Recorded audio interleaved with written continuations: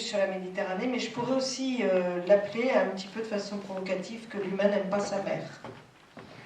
Et on va voir ensemble pourquoi et comment aujourd'hui l'océan et la Méditerranée. Alors la Méditerranée, je fais ce focus dessus parce que, alors vu de Toulouse déjà la mer c'est loin, vu d'ici c'est encore plus loin, mais malgré tout on fait de l'océanographie à Toulouse. On verra pourquoi éventuellement dans le courant de la conférence, sinon n'oubliez pas de me poser la question. Voilà, donc la première chose qu'il faut réaliser, même si on habite loin de la mer, c'est que nous habitons une planète de mer, parce que 3/4 de la surface de la planète, 71% exactement, sont couverts d'eau salée. Donc l'eau douce finalement il en reste très très peu, et on sait qu'il faut la protéger parce que on sait aussi qu'on va avoir des difficultés de ces stocks d'eau douce. Mais on n'est pas là pour en parler, vous avez sûrement des conférenciers qui en parlent mieux que moi. Donc notre planète est bleue, et notre façon à nous de la décrire, les scientifiques, c'est de dire, ok, on a 3 grands compartiments terrestres. Compartiment ou réservoir. Qu'est-ce que ça veut dire réservoir? C'est un stock de trucs dont on va parler, qui échangent entre eux. Alors ces trucs, c'est essentiellement des éléments chimiques, on appelle ça le grand cycle des éléments. Alors vous avez donc l'océan, qui couvre les 3/4 de la surface de la planète, qui représente 1,4 milliard de mètres cubes d'eau, c'est-à-dire beaucoup, beaucoup, beaucoup, une profondeur moyenne de 4 km, mais des endroits où elle fait 11 km la mer, et puis il y a la plage où vous avez pied. Et entre les deux, il y a tout.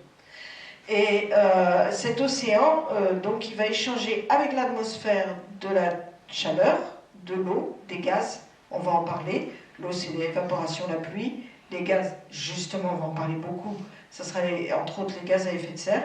Et avec les continents aussi, il échange des éléments chimiques. Les torrents vont éroder les Pyrénées, qui vont arriver dans la Garonne, qui vont aller à l'estuaire de la Gironde. Et quand vous regardez une photo satellite, vous voyez une grande plume marron qui sort de la Gironde. Ça amène de la matière solide, mais aussi des éléments chimiques à la mer. Et la mer est un énorme réceptacle d'éléments chimiques. Donc, il y a toute cette dynamique et d'échange entre tout ça. Nous, on appelle ça le système Terre. Et si on a compris tous les flux, alors là, je vous ai fait 3 flèches, puis on a des milliers. Si on a compris tous les flux, on fait un modèle de climat. C'est-à-dire, on fait un modèle de comportement de la planète sous un environnement donné. Environnement, entre autres, thermique. Alors, la circulation océanique, là-dedans, quel rôle elle joue? Très important. Vous avez en haut le soleil qui éclaire la Terre. En fait, j'ai ma souris, je vais suivre avec la souris, ce sera plus simple.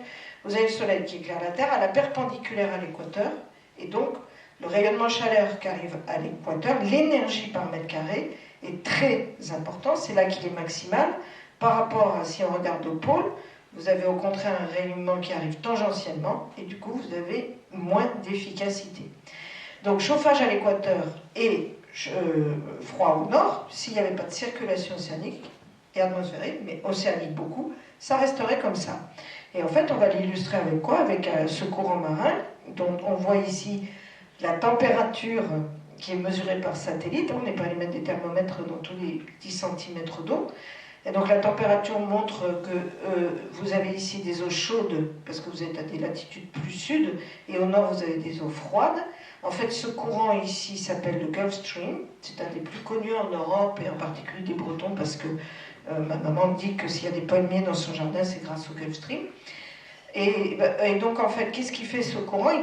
Il chauffe là, dans le golfe du Mexique, c'est de là qu'il tient son nom. Stream, ça veut dire courant en anglais. Il passe au sud de la Floride, il va décoller de côte nord-américaine à peu près au sud de New York, et il va partir au travers.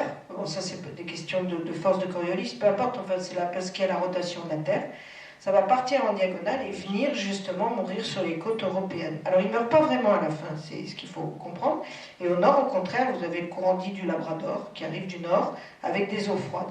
Qu'est-ce qu'il va faire en faisant ça? Il va prendre cette chaleur au sud et l'emmener au nord le plus possible. On va voir ça sur l'image suivante. Sur l'image suivante, vous continuez mon courant chaud ici. Qu'est-ce qui fait? Vous avez l'Europe, la Bretagne, l'Angleterre. Je suis bretonne, alors de temps en temps j'en parle. Vous avez, et puis ici, vous voyez les flèches rouges qui vont se perdre dans des mers très froides entre le Groenland et le Canada. Ça gèle complètement en hiver. Hein. Et en fait, c'est l'image qui est ici, mais en coupe. Vous avez toujours ces eaux chaudes, et puis vous avez des petites glaçons là qui montrent que vous avez vraiment de l'eau froide. Et qu'est-ce qui va se passer? Ces eaux chaudes, elles vont rendre au fur et à mesure leur énergie, leur chaleur à l'atmosphère, qui va le récupérer. Elle l'a perdu à l'équateur, elle va le récupérer au nord. Et ces eaux vont devenir denses, parce que quand les eaux sont plus froides, elles deviennent plus denses. C'est exactement comme l'air chaud et l'air froid que vous pouvez vivre si vous chauffez une pièce avec un radiateur. Vous avez l'air chaud en haut, vous avez l'air froid en bas. Là, c'est pareil. Vous allez avoir les eaux froides qui seront plus denses. Elles vont donc se mettre à la même densité que les eaux qui sont en dessous. Elles vont plonger et repartir vers le sud. Elles ne peuvent pas partir vers le nord. Et elles vont repartir vers le sud. Et là, on les suit avec la flèche violette. Hop, elles prennent cette circulation-là. Là, on est entre 2 et 4 km de profondeur à peu près. On suit les côtes de l'Amérique du Nord, du Brésil. On tourne vers la gauche quand on arrive face à l'Antarctique, toujours à peu près dans ces profondeurs-là.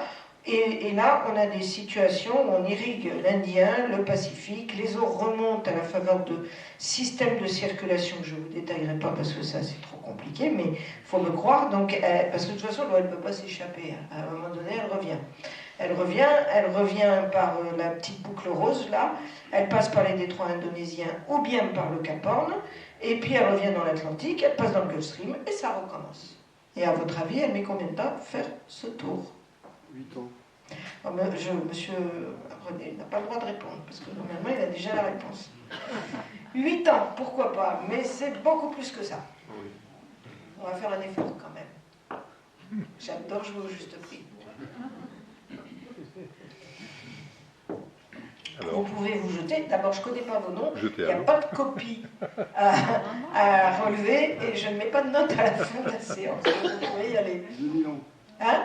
2000 ans. Ah, c'est beaucoup mieux. C'est 1000 ans. Voilà. 1000 ans à faire le tour. Statistiquement, ça se mélange en 1000 ans. Et monsieur n'a pas tout à fait tort parce que ça se mélange en 1000 ans, mais ça, c'est un âge moyen, exactement comme l'âge d'une population humaine, qui est de 82 ou 84 ans chez nous. Mais il y a quand même des gens qui ont 102 ans, ou 103 ans, ou voire 120 ans. Eh bien, les eaux ici, elles ont 2500 ans quand elles arrivent, 2300, pardon, quand elles arrivent tout au bout, là. Ok? Voilà. Ouais. Donc, mais le mélange moyen, c'est 1000 ans. Voilà. Alors, vous avez ici une petite animation. Alors, ça, on l'a compris parce qu'on a daté ces eaux avec du carbone 14. Je pourrais vous expliquer comment, mais en fait, en gros, quand on est ici au nord, pardon, j'ai oublié de vous dire les couleurs. Les couleurs ici correspondent à des profondeurs.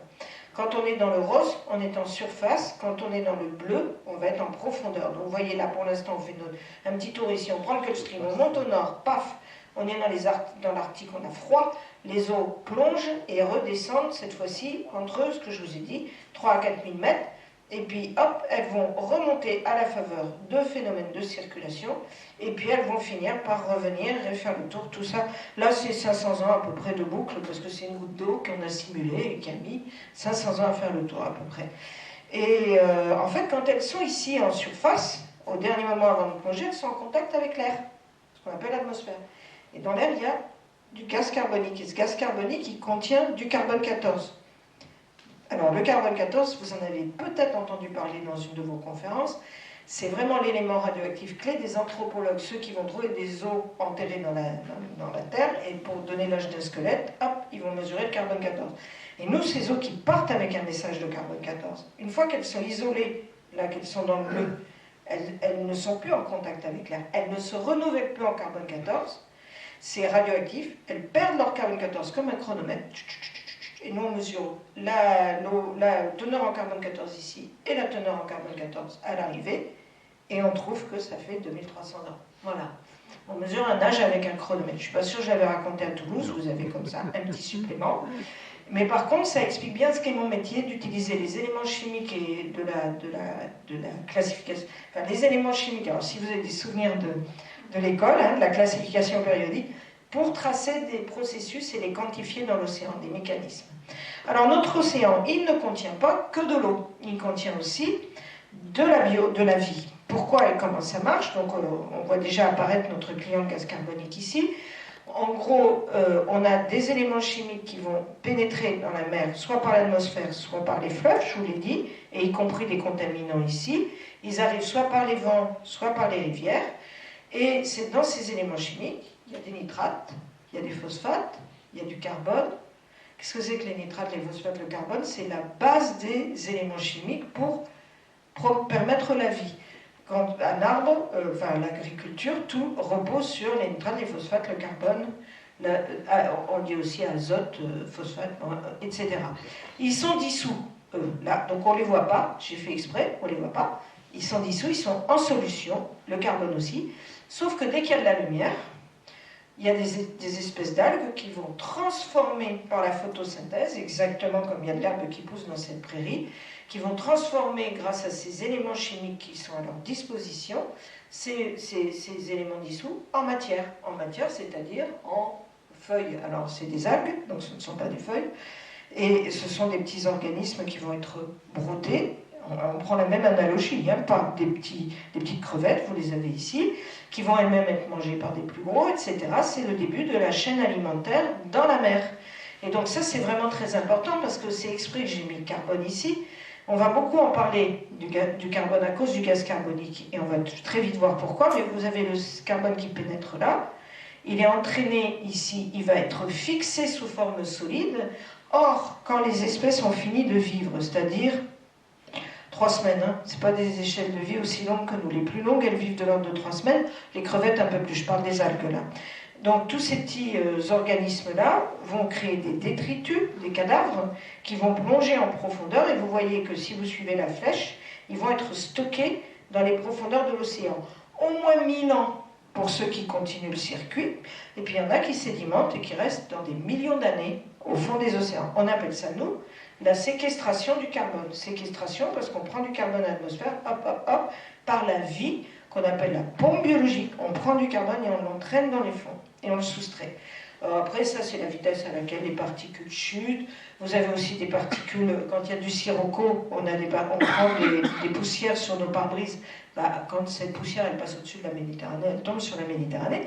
Donc vous avez aussi de la matière qui n'est pas vivante, qui vient des déserts, qui vient des poussières. Vous avez les contaminants qui arrivent à la mer. Tout arrive à la mer à un moment donné, y compris les plastiques, on en parle beaucoup. Ok ? Et donc, ce qui est important là, une des grosses parties de mon métier, c'est de quantifier à l'échelle mondiale, donc on se coordonne à l'échelle mondiale, comment fonctionne ce système-là dans tous les océans du monde et à toutes les saisons. C'est pour ça qu'on se coordonne, parce que ça fait un très, très gros travail. C'est-à-dire quel est le rythme. On évalue que si ça n'existait pas, ce système biologique de soustraction du carbone, on aurait 2 fois plus de gaz carbonique dans l'atmosphère. Donc aujourd'hui, et on y vient, le gaz carbonique, c'est l'agent principal du réchauffement climatique. En tout cas, alors, est-ce que vous avez besoin d'un rappel sur l'effet de serre? Qui, même une personne, peut me dire, et hop, on fait le rappel sur l'effet de serre. Bon, oui, ben voilà. Et il n'y a pas à avoir de honte. Je vais vous dire pourquoi. J'ai fait un tour de France avec un train, une exposition à l'intérieur du train, etc. On a posé la question de l'effet de serre à 23 000 personnes, 80% ont répondu que c'était le trou de l'ozone. Donc il n'y a pas de honte à lever la main. Voilà. Donc, qu'est-ce que c'est? En fait, vous avez ici un petit village, c'est nous là, on est là. Bon, on n'a pas la mer aussi près, mais on est là. Rayons solaires. Ils vont traverser l'atmosphère qui est ici, et 50% seulement arrivent vers le sol, parce qu'il y en a une partie qui est réfléchie, une autre partie qui va être absorbée par l'atmosphère. Donc ils arrivent vers le sol. Ça, c'est la lumière. Ça, c'est quand on voit. Et puis la nuit, ou même dans la journée, mais on ne voit pas, la nuit, on le sent. Vous avez le rayonnement infrarouge qui est réémis par le sol, et on le sent très très bien sur un parking, dans une cour, ou dans les murs d'une ville. On sent cette chaleur qu'on ne voit pas. Ce sont des rayonnements infrarouges qui vont repartir vers l'atmosphère, sauf que là, il y a une barrière. Il n'y en a que 5% qui va s'échapper vers l'espace, et 95% qui va revenir vers l'atmosphère. Donc, c'est ce mécanisme de piège des rayons infrarouges, ça fait comme une paroi. Et c'est pour ça qu'on appelle ça l'effet de serre, parce que c'est exactement comme quand on est sous une vitre et qu'on essaie de faire pousser des plantes, alors que dehors c'est l'hiver. Donc, l'effet de serre est un mécanisme, alors d'abord qui est naturel. Le premier gaz à effet de serre sur Terre, c'est quoi? Non, je ne parle pas de l'agent, je parle du gaz. Le gaz à effet de serre, le premier, le plus important. Notre respiration. Notre respiration, c'est-à-dire le gaz carbonique, non. Pas du tout. C'est le plus célèbre, on en parle beaucoup, mais le plus important et de loin, celui qui fait que la Terre est habitable, c'est la vapeur d'eau. Oui, madame. Enfin, l'hydrogène un petit peu associé à l'eau quand même, hein, à l'oxygène. C'est la vapeur d'eau, c'est-à-dire s'il n'y avait pas de nuages, s'il n'y avait pas de vapeur d'eau, la température moyenne de la Terre, j'y arrive, elle serait de moins 80 degrés, moins 18, pardon, une température moyenne. Mais il faut savoir qu'il y a des températures de moins 80 aujourd'hui sur Terre. Donc imaginez une température moyenne de moins 18. Elle ne serait pas habitable. Grâce à la vapeur d'eau, ça met une température moyenne de la planète à 15 degrés, avec des grosses variations, mais à 15 degrés. Sauf que il y a d'autres gaz à effet de serre que la vapeur d'eau. Et là, on peut les énumérer, parce que c'est ceux dont on entend plus parler dans les médias, etc. Parce que Dieu merci, aujourd'hui, on parle un petit peu plus de mon métier qu'avant. Alors, ce sont les métals, le gaz carbonique, les dérivés des produits réfrigérants, l'ozone, mais pas celui qui... C'est compliqué l'ozone, parce que celui qui est au-dessus des avions, c'est-à-dire dans la stratosphère, nous protège des rayons UV, donc le trou de l'ozone, c'est pas bon. Par contre, l'ozone émis par nos pots d'échappement dans l'atmosphère, c'est pas bon, parce que c'était un gaz à effet de serre. Vous avez aussi, à partir des engrais, ça c'est très très important, parce que c'est une des choses secondaires des engrais, une fois qu'ils s'oxydent dans le sol, hop, ça émet des gaz à effet de serre. Donc l'activité humaine émet des gaz à effet de serre. En particulier, le plus célèbre de tous, mais celui qui va faire le fil conducteur de mon exposé, du gaz carbonique, donc CO2. Le gaz carbonique, c'est celui qu'on émet, que je viens d'émettre dans cette pièce. Voilà. Alors, qu'est-ce qu'on a ici? C'est un petit peu compliqué quand on regarde au départ, mais on est à 800 000 ans par rapport à aujourd'hui, et on a la concentration de gaz carbonique il y a 800 000 ans. Comment on a fait, nous, pour aller vous dire qu'il y a 800 000 ans, la concentration de gaz carbonique était de 250 ppm. On est allé creuser un trou foré dans les glaces, alors les glaces de l'Antarctique, où sont piégées des petites bulles d'air au fur et à mesure que la neige tombe et qu'elle va former la glace. Elle piège l'atmosphère du moment. Donc, en allant forer à 1 km, par exemple, on va avoir un âge de 30 000 ans, 50 000 ans, on va avoir l'information de la concentration de ce qu'il y avait dans l'atmosphère de cette époque-là.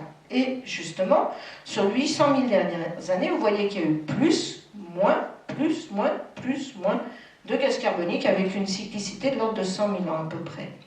Et que le dernier maximum glaciaire, c'était, donc quand il y en a moins, il fait plus froid, quand il y en a plus, il fait plus chaud. D'accord ?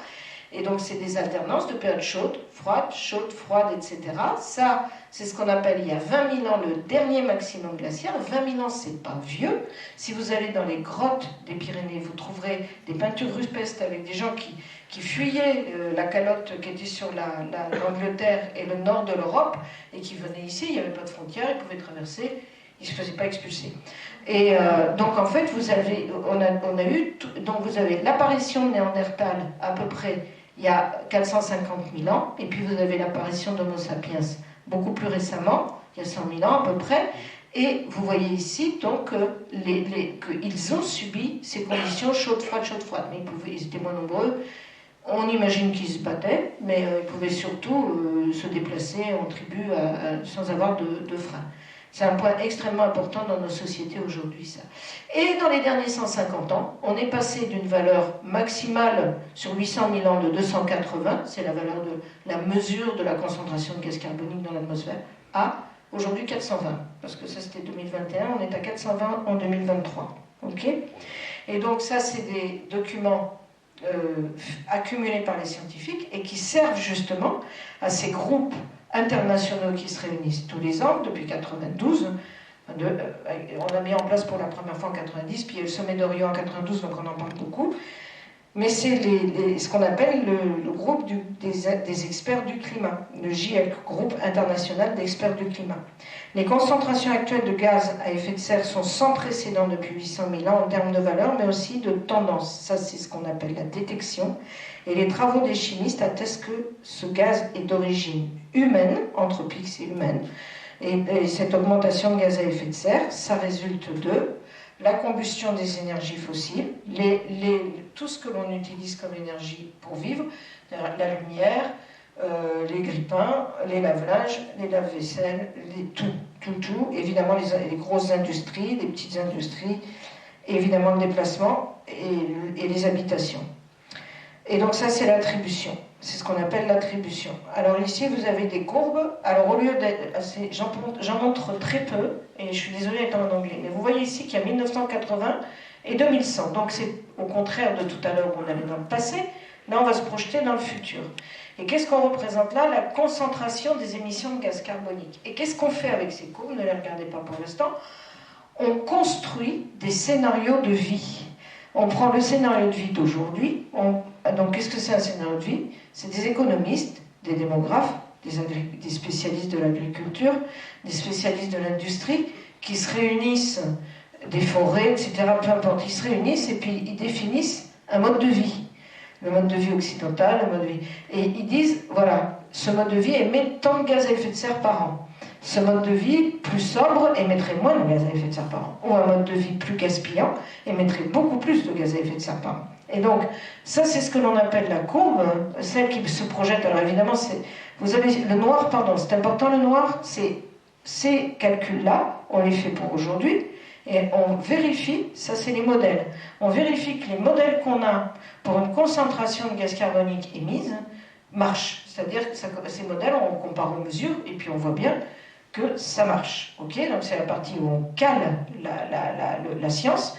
Et puis après, on se lance dans le vide, on projette, on part dans le scénario sobre qui est dans le scénario le pire.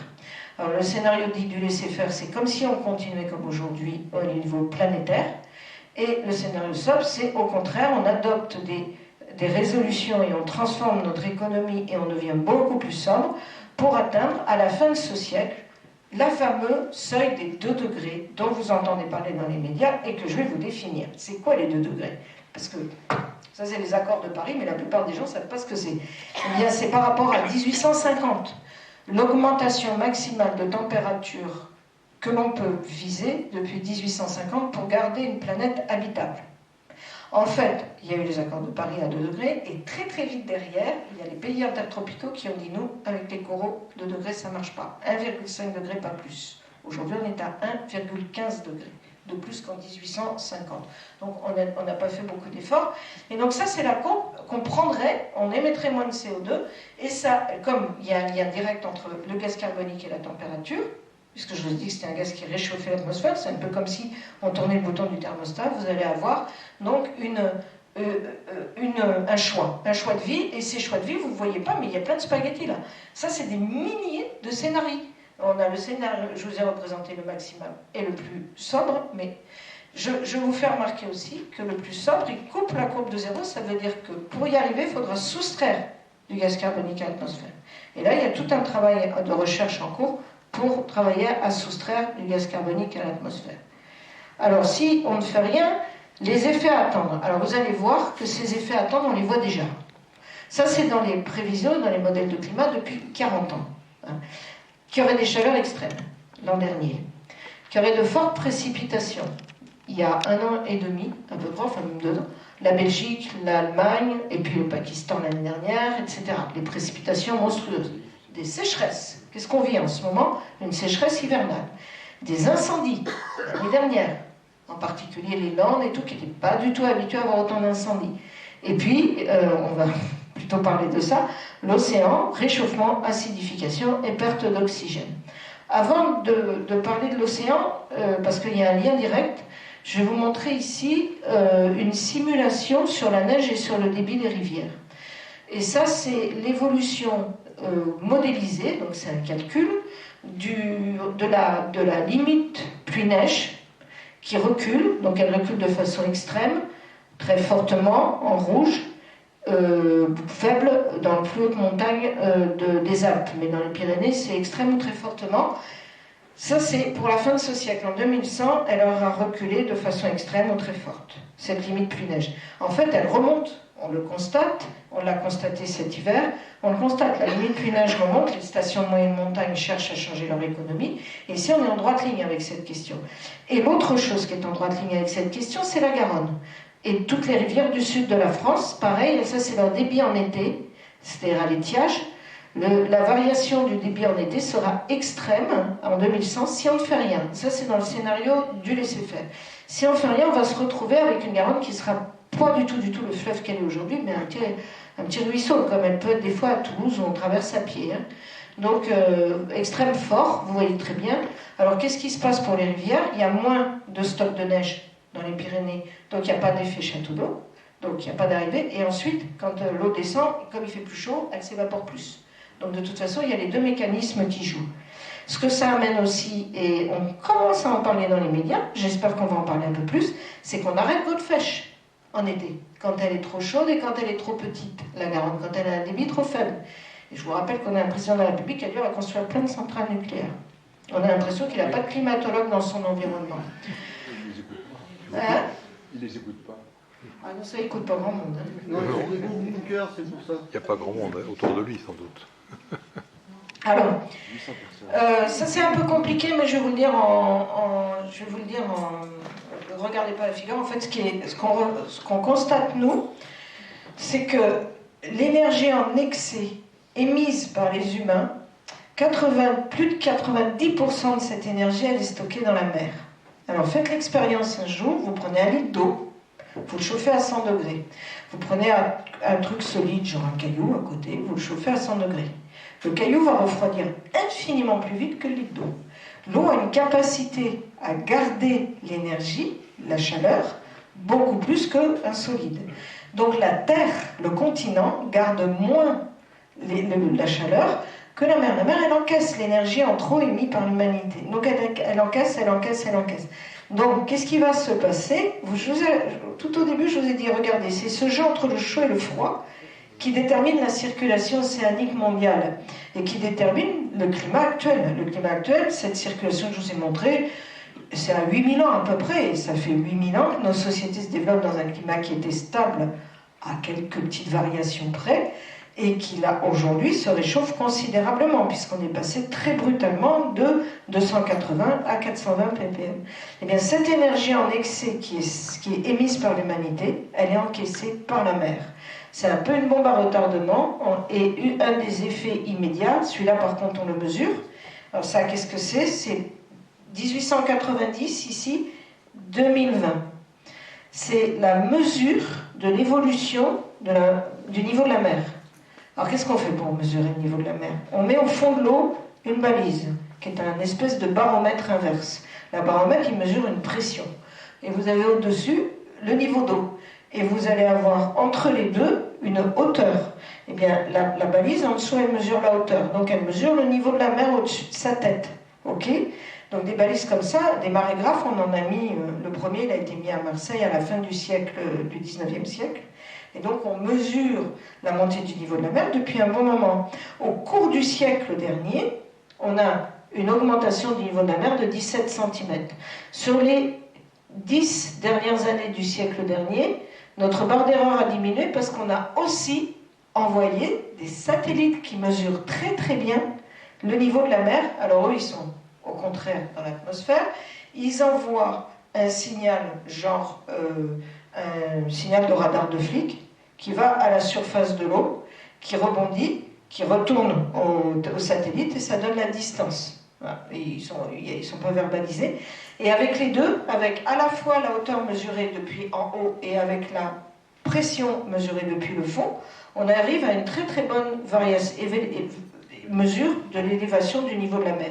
Et ce niveau de la mer, il était d'1,7 mm par an au cours du XXe siècle. Il a doublé depuis 1993, c'est-à-dire que ça s'accélère.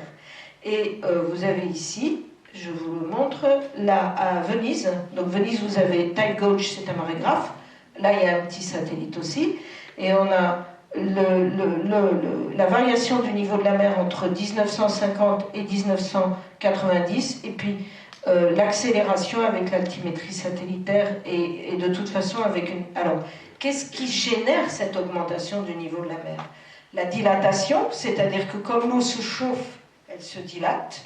OK, à moitié, c'est la moitié de l'explication.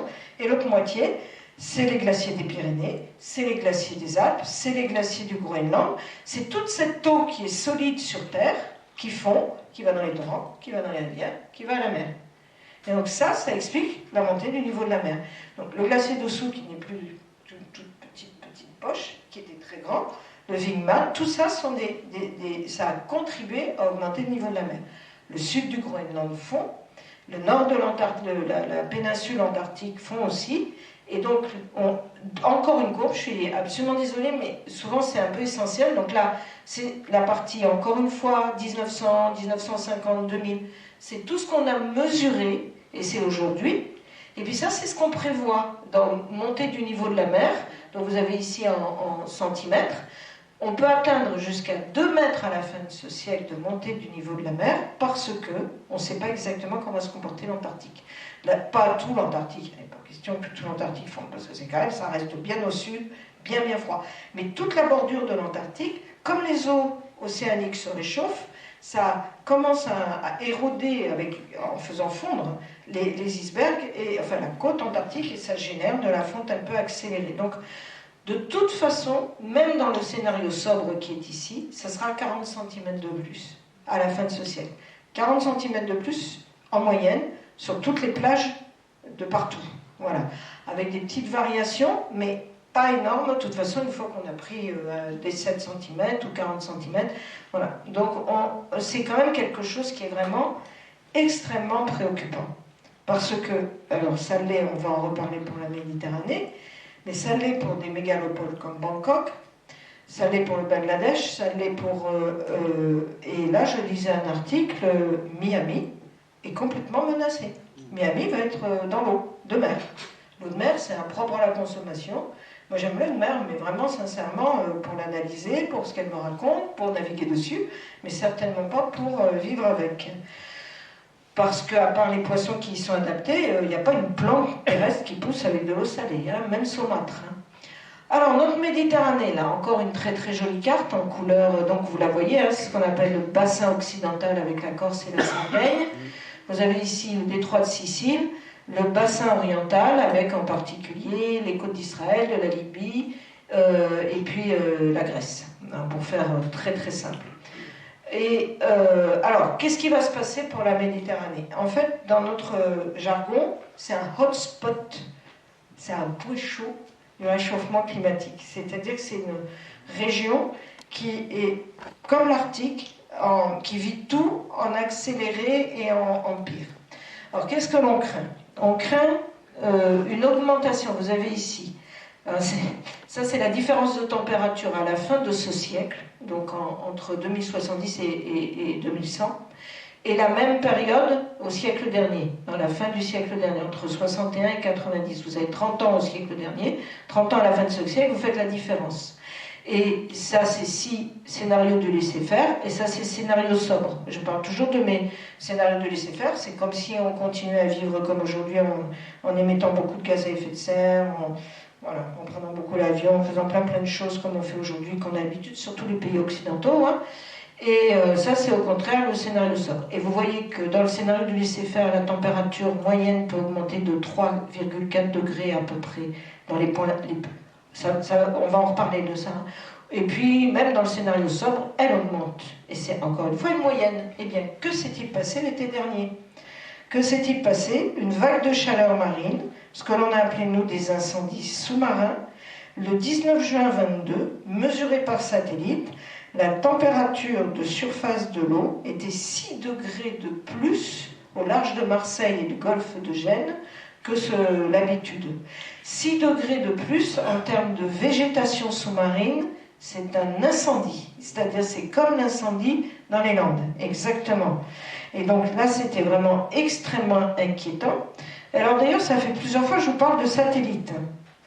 C'est pour ça que mon laboratoire est à Toulouse. La ville des satellites.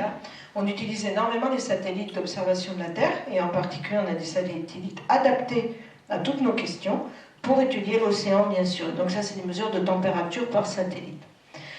Ça, c'est compliqué, et donc je vais passer dessus. Mais en gros, ce que l'on calcule dans les modèles, c'est que ce genre de canicule, ce qu'on appelle, nous, une vague de chaleur, c'est-à-dire que pendant 10 jours, 15 jours, peut-être un mois, il fait beaucoup plus chaud, et la mer, elle chauffe, et la Terre, elle chauffe plus que ce qu'elle devrait. et plus que ce qu'elle a l'habitude de faire surtout, et donc c'est un très gros choc pour les organismes vivants qui y sont dedans. Là, vous reconnaissez, hein, c'est notre côte du golfe du Lion, donc on se rapproche vraiment d'ici, et on a plusieurs mécanismes qui sont très spécifiques à cette région, et qui sont très impactants pour cette région de la Méditerranée en particulier. Alors, premièrement, ce qu'on appelle les crues et les événements extrêmes, ou encore les crues cévenoles. Ça s'appelle comme ça, même si ça tombe sur les Alpes. Donc c'est une crue cévenole, pourquoi? En fin d'été, septembre, octobre, c'est la saison des pluies pourtour du bassin méditerranéen, parce que la Méditerranée est chaude. S'il y a du vent d'est ou de sud-est, elle va envoyer les nuages sur les Alpes, sur les Pyrénées et sur les Cévennes. Là, elle rencontre des reliefs froids, et ces reliefs qui sont plus froids, pouf, ça condense et ça pleut. Mais ça pleut beaucoup. Ça pleut tellement que des petits torrents comme le Vidouble se transforment en monstres, et que vous voyez, il y a des morts, enfin, il y a des dégâts considérables, etc. Mais quand ça arrive, ça, c'est qu'il y a aussi une tempête d'est. Parce qu'en général, quand il y a du vent d'est, il y a une tempête. Alors il se passe plein de choses. Il y a aussi du sirocco qui arrive, donc de la poussière qui vient du Sahara. Vous avez les entrées maritimes, les fameuses entrées maritimes. Nous, en général, on est assez protégés, on a le vent d'automne à cette période-là. Mais donc c'est pour ça, chez nous, il fait plutôt sec à ces automnes de notre arrière-saison ici, alors qu'en Méditerranée, il va pleuvoir des trompes d'eau. Parce que c'est des systèmes climatiques auxquels on est habitué. Voilà, le truc c'est quand même que ça coûte très très cher, des vies humaines, ça détruit des bâtiments, et on a tous des souvenirs récents. Et alors, si on ajoute à ces crues violentes la montée du niveau de la mer, parce que, alors je vais vous le montrer, hein, mais effectivement on reçoit de l'eau douce en violence, et puis il y a la montée du niveau de la mer, et les deux, vous allez voir les simulations, c'est pas drôle du tout. Ensuite, donc ça c'est le niveau de la mer, et je vais vous montrer ce qui se passe. Donc vous avez la plage, ici, vous avez ici la descente vers les profondeurs, vous avez le niveau de la mer avec juste en standard, c'est-à-dire quand il n'y a que la marée, même si on a très très peu en Méditerranée, peu importe, il y en a un petit peu, et vous avez le niveau de la mer en temps normal. Et puis vous avez, hop, une dépression, c'est-à-dire un coup de vent d'est pour la Méditerranée. Vous avez une dépression, qu'est-ce que ça veut dire dépression? C'est qu'il y a moins d'air au-dessus de votre tête. Donc il y a moins d'air au-dessus de la Méditerranée. S'il y a moins d'air, ça appuie moins. Vous ne le sentez pas. Mais l'eau le sent. Donc, qu'est-ce qui se passe? Le niveau de la mer monte de 15 cm. De 15 cm, alors que ce n'est pas le réchauffement climatique. C'est juste le fait qu'il y a une dépression, c'est-à-dire qu'il y a du mauvais temps atmosphérique qui arrive. Avec des gros nuages, du vent, hop, qui arrive sur la côte. Et puis il y a des temps. Du coup, ça génère des vagues. Et du coup, on va avoir le niveau moyen sans les vagues et le niveau moyen avec les vagues, et ça va attaquer la plage. Et donc, du coup, ça attaque complètement le rejet de la rive. Et donc, quand on aura l'élévation du niveau de la mer, on partira de plus haut. Donc, on attaquera encore plus ces régions-là. On induira des submersions marines plus intenses, plus fréquentes. Ça intervient dans un contexte d'exposition au risque de submersion temporaire. Et en Languedoc-Roussillon, on a 140 000 logements qui sont concernés par ce phénomène, des 80 000 propriétaires, et 10 000 établissements qui emploient 26 000 salariés et qui sont situés dans une zone affectée par un aléa de submersion ou érosion d'ici 2100. Et ici, la mer, elle est marron dans cette simulation. C'est ce qui va se passer par un coup de tempête, comme celle de 82, et une élévation du niveau marin, pas de 1 mètre, hein, de 50 cm. Ça, c'est les Tantons. Et là, vous avez la banlieue sud de Montpellier, enfin très très sud, mais la zone de plage. Et vous voyez là que la mer pénètre dans les habitations, en fait. Voilà, la mer en marron pénètre dans les habitations. Et ça, c'est une simulation de la NASA sur la Camargue. La Camargue, si le niveau de la mer monte de 1 mètre. Mais vous pouvez aller vous-même sur ce site-là du BRGM. J'ai mis vous pouvez vous garder mon exposé, hein, si vous l'avez de toute façon, mon exposé. Vous avez ici, vous pouvez jouer c'est un bien triste terme, mais là j'ai fait une simulation de plus d'1 mètre, vous pouvez faire 2 mètres, vous pouvez regarder comment ça va se passer. Et le rouge, c'est quand il n'y a plus de sol, de terre. C'est quand ça a été remplacé par la mer. Donc on voit que la côte rocheuse des Calanques, elle est préservée, des Calanques et puis du Var, etc. Et on voit qu'ici, le golfe du Lion, qui est plat, il est particulièrement sensible à cette arrivée de la mer. Et cette arrivée, elle pénètre aussi dans les sources, dans les submarine dans les nappes phréatiques qui arrivent, elles, les sources souterraines qui se déchargent à 50 mètres, 30 mètres, 100 mètres sous le niveau de la mer. Et les deux se rencontrant, comme en plus souvent les agriculteurs ils pompent les sources, donc ils vont pomper dans la nappe phréatique, l'eau de mer arrive, qu'est-ce que ça fait? Ça rend la nappe phréatique salée, impropre à l'irrigation.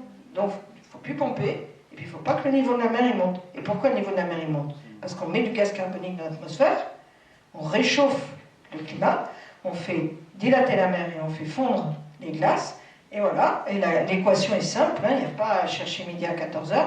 Le premier ennemi de l'océan en termes de réchauffement climatique, on va venir au deuxième rôle qu'il a, c'est le gaz carbonique. Donc là c'est la salinisation des aquifères côtiers. Vous voyez que c'est peu sensible parce que c'est jaune le long des côtes rocheuses, et c'est beaucoup plus sensible ici parce que ce sont des côtes sableuses. Pardon, j'ai un petit hotspot sur la... Alors, je vais arriver... Oui, j'ai presque fini, en fait. Il y a une situation particulière pour la Tunisie qui est due à la circulation océanique. Vous avez ici l'eau qui rentre de l'Atlantique par Gibraltar. C'est des petites flèches noires.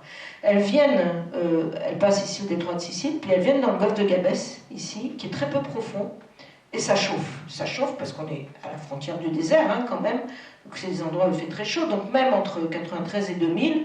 ces eaux de surface, elles atteignent déjà 27-28 degrés. C'est des températures assez rares en mer, hein, à part aux tropiques. Et encore, la mer, on a du mal à lui faire passer le seuil des 30 degrés. Quand on le fait passer, c'est vraiment très critique. Eh bien, vous voyez qu'à la fin pas à la fin du siècle, hein, dans 40 ans, hein, même pas, 30 ans, oui, 30 ans. Dans 30 ans, le golfe de Gabès sera encore plus chaud. Il atteindra les fameux 30 degrés, qui sont vraiment un seuil de vie important pour les organismes marins. Et ce que l'on observe, je le montre plutôt en photo qu'en courbe, c'est que la Méditerranée, en ce moment, se tropicalise.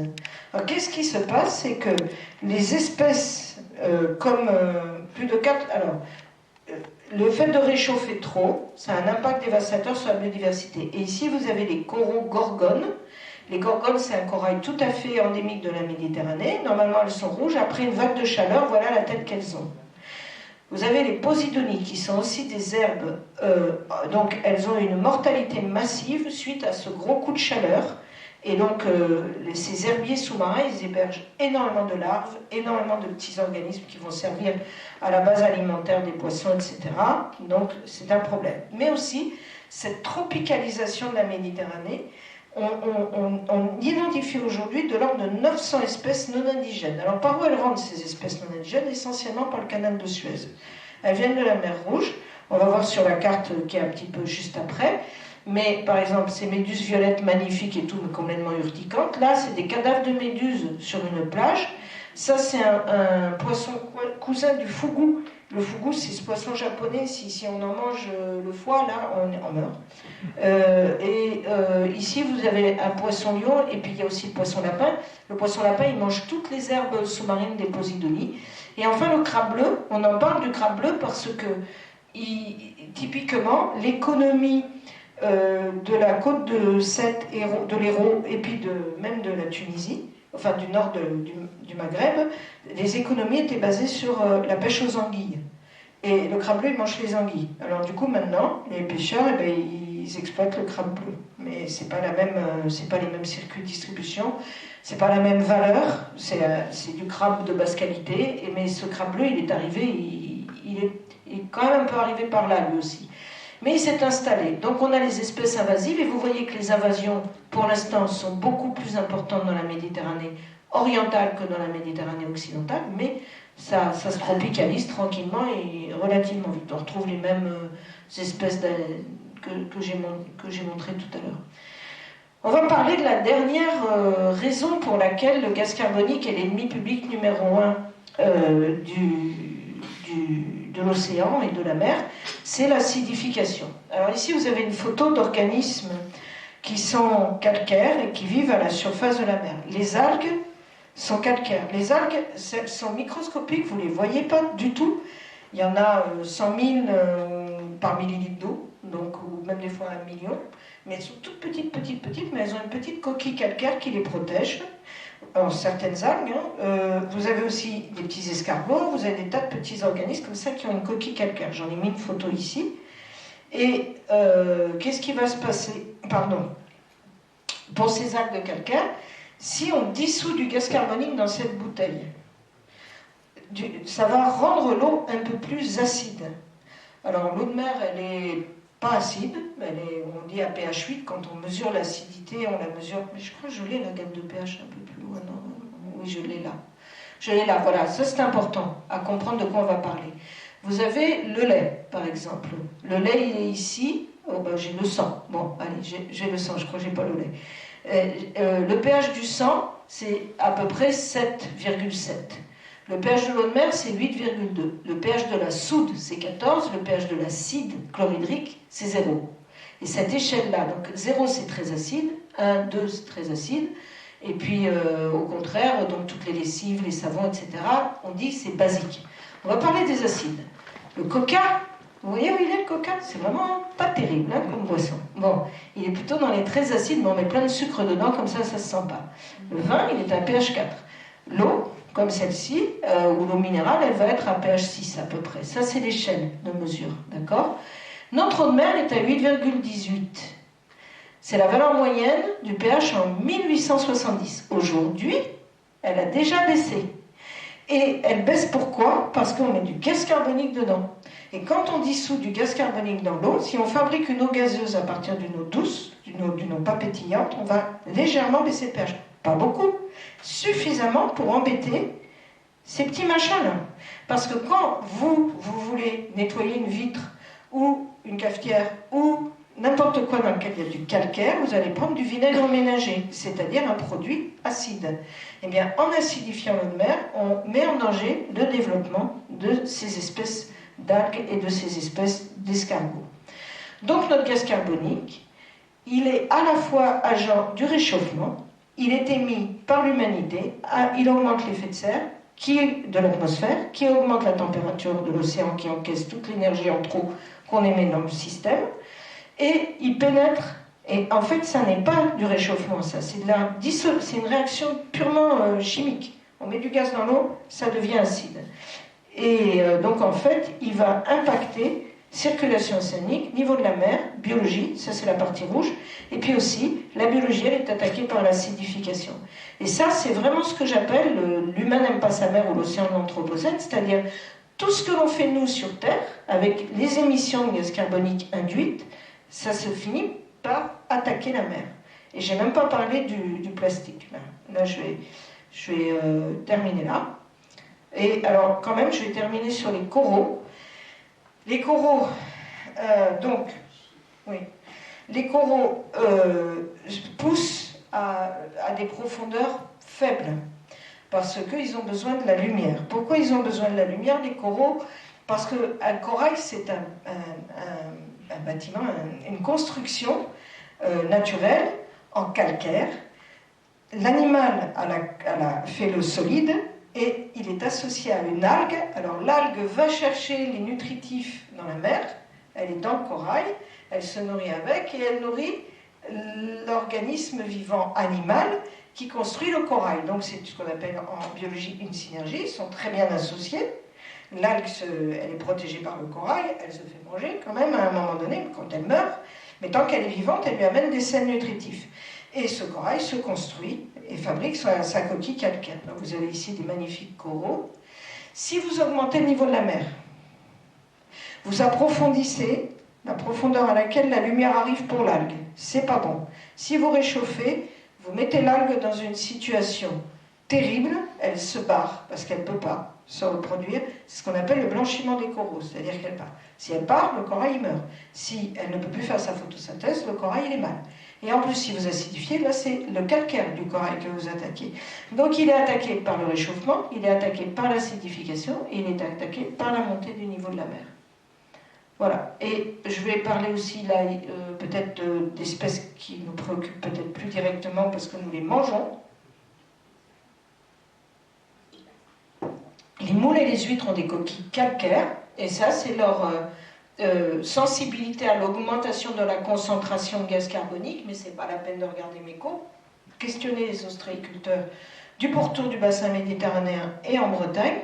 Ils vous diront que pour amener une huître à maturité aujourd'hui, vendable avec c'est 5 ans quand c'était 4 ans, une année de plus. Et vous avez les ostréiculteurs du large de l'Oregon et de la Californie, c'est-à-dire côté là où les eaux de l'océan sont plus vieilles. Je vous ai montré ma flèche au départ, la circulation. Et c'est là où elles sont les plus acides. Et c'est là aussi où vous aurez le plus de situations où les larves d'huîtres n'arrivent même pas à calcifier. Donc ils sont obligés de choler la mer, d'amener du calcaire dans la mer pour la choler, comme les agriculteurs qui chauffent des terrains trop acides. Et sur tous ces mécanismes qui menacent la Méditerranée, il y a aussi évidemment le fait qu'elle est hyper peuplée. Ce pourtour méditerranéen est hyper peuplé.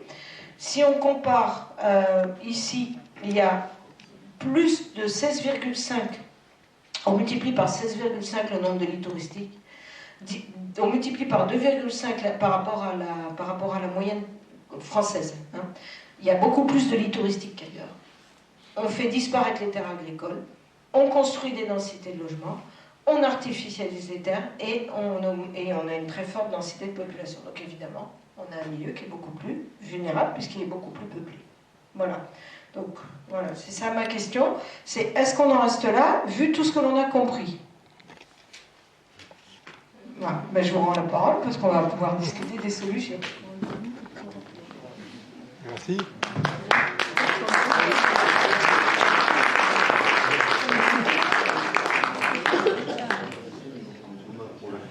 S'il vous plaît, j'ai une question. Non, mais là, prenez celui-là. À un cartel là.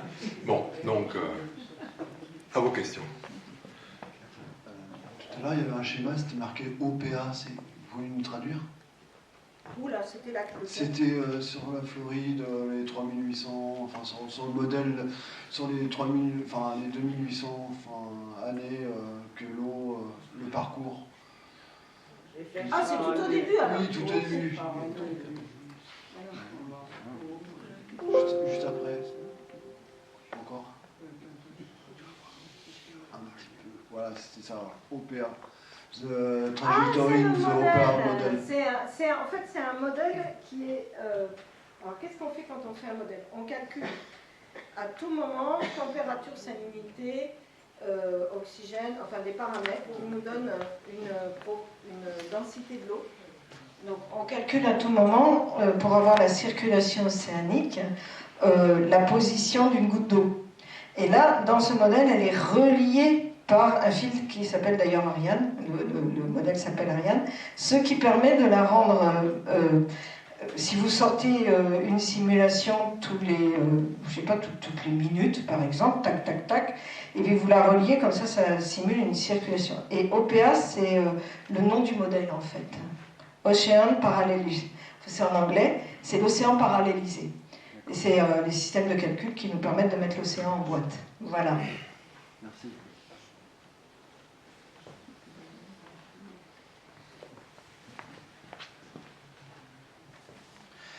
Oui, je voulais rebondir sur votre question qui est tout à fait pertinente. Malheureusement, la problématique qu'on rencontre aujourd'hui, c'est les leviers.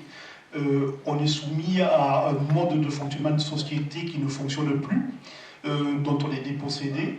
Et ça fait que même si nous, les citoyens, voyons la problématique, nous n'avons pas suffisamment de moyens pour agir individuellement et les outils qu'on pourrait avoir collectivement, ils ne sont pas appliqués. Vous avez parlé du GIEC, hein, on voit aujourd'hui les politiques telles qu'elles sont proposées avec les modèles économiques sur lesquels notre fonctionnement est basé, ne fonctionnent plus du tout. Mais nous n'avons pas les moyens, nous, citoyennement, de les remettre en question. Donc, votre question elle est pertinente, mais effectivement, qu'est-ce qu'on peut faire pour pouvoir intervenir sur notre future disparition, si je peux le poser comme ça? Oh, vous posez bien le problème. Hein. Alors, après, la disparition, c'est une question ouverte, hein, mais elle est pertinente. Mais il y a des riches qui investissent déjà au nord de la Norvège et de la Finlande en disant ben là, au moins on sera planqué. Donc il y en a toujours qui pourront se barrer. Mais ça, on a l'habitude.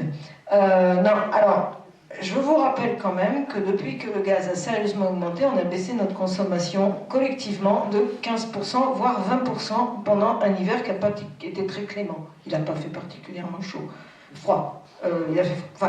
Il a fait bon en décembre, et après ça s'est sérieusement gâté, et tard. C'est-à-dire que jusqu'à mars, il n'a quand même pas fait vraiment très très chaud. Donc, cette diminution, bon, on s'est peut-être tous mis des pulls verts, en tout cas chez moi, déjà c'est ce qu'on faisait, on était à 19, maintenant on est passé à 17, 18, et ça marche très bien, on s'habitue, voilà. Ça, c'est ce qu'on peut faire, mais on peut faire plein de choses. Des solutions individuelles, il y en a, et elles ne sont au niveau individuel. Dans nos sociétés aujourd'hui, elles sont bénéfiques sur le porte-monnaie. On peut les lister ensemble.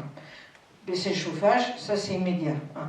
Alors pour baisser le chauffage et vivre confortablement, il faut avoir isolé. Ça c'est plus compliqué, parce qu'il faut investir. Investir, il y a des gens qui investissent dans une maison, on leur dit, il faut mettre 10 000 de plus pour isoler.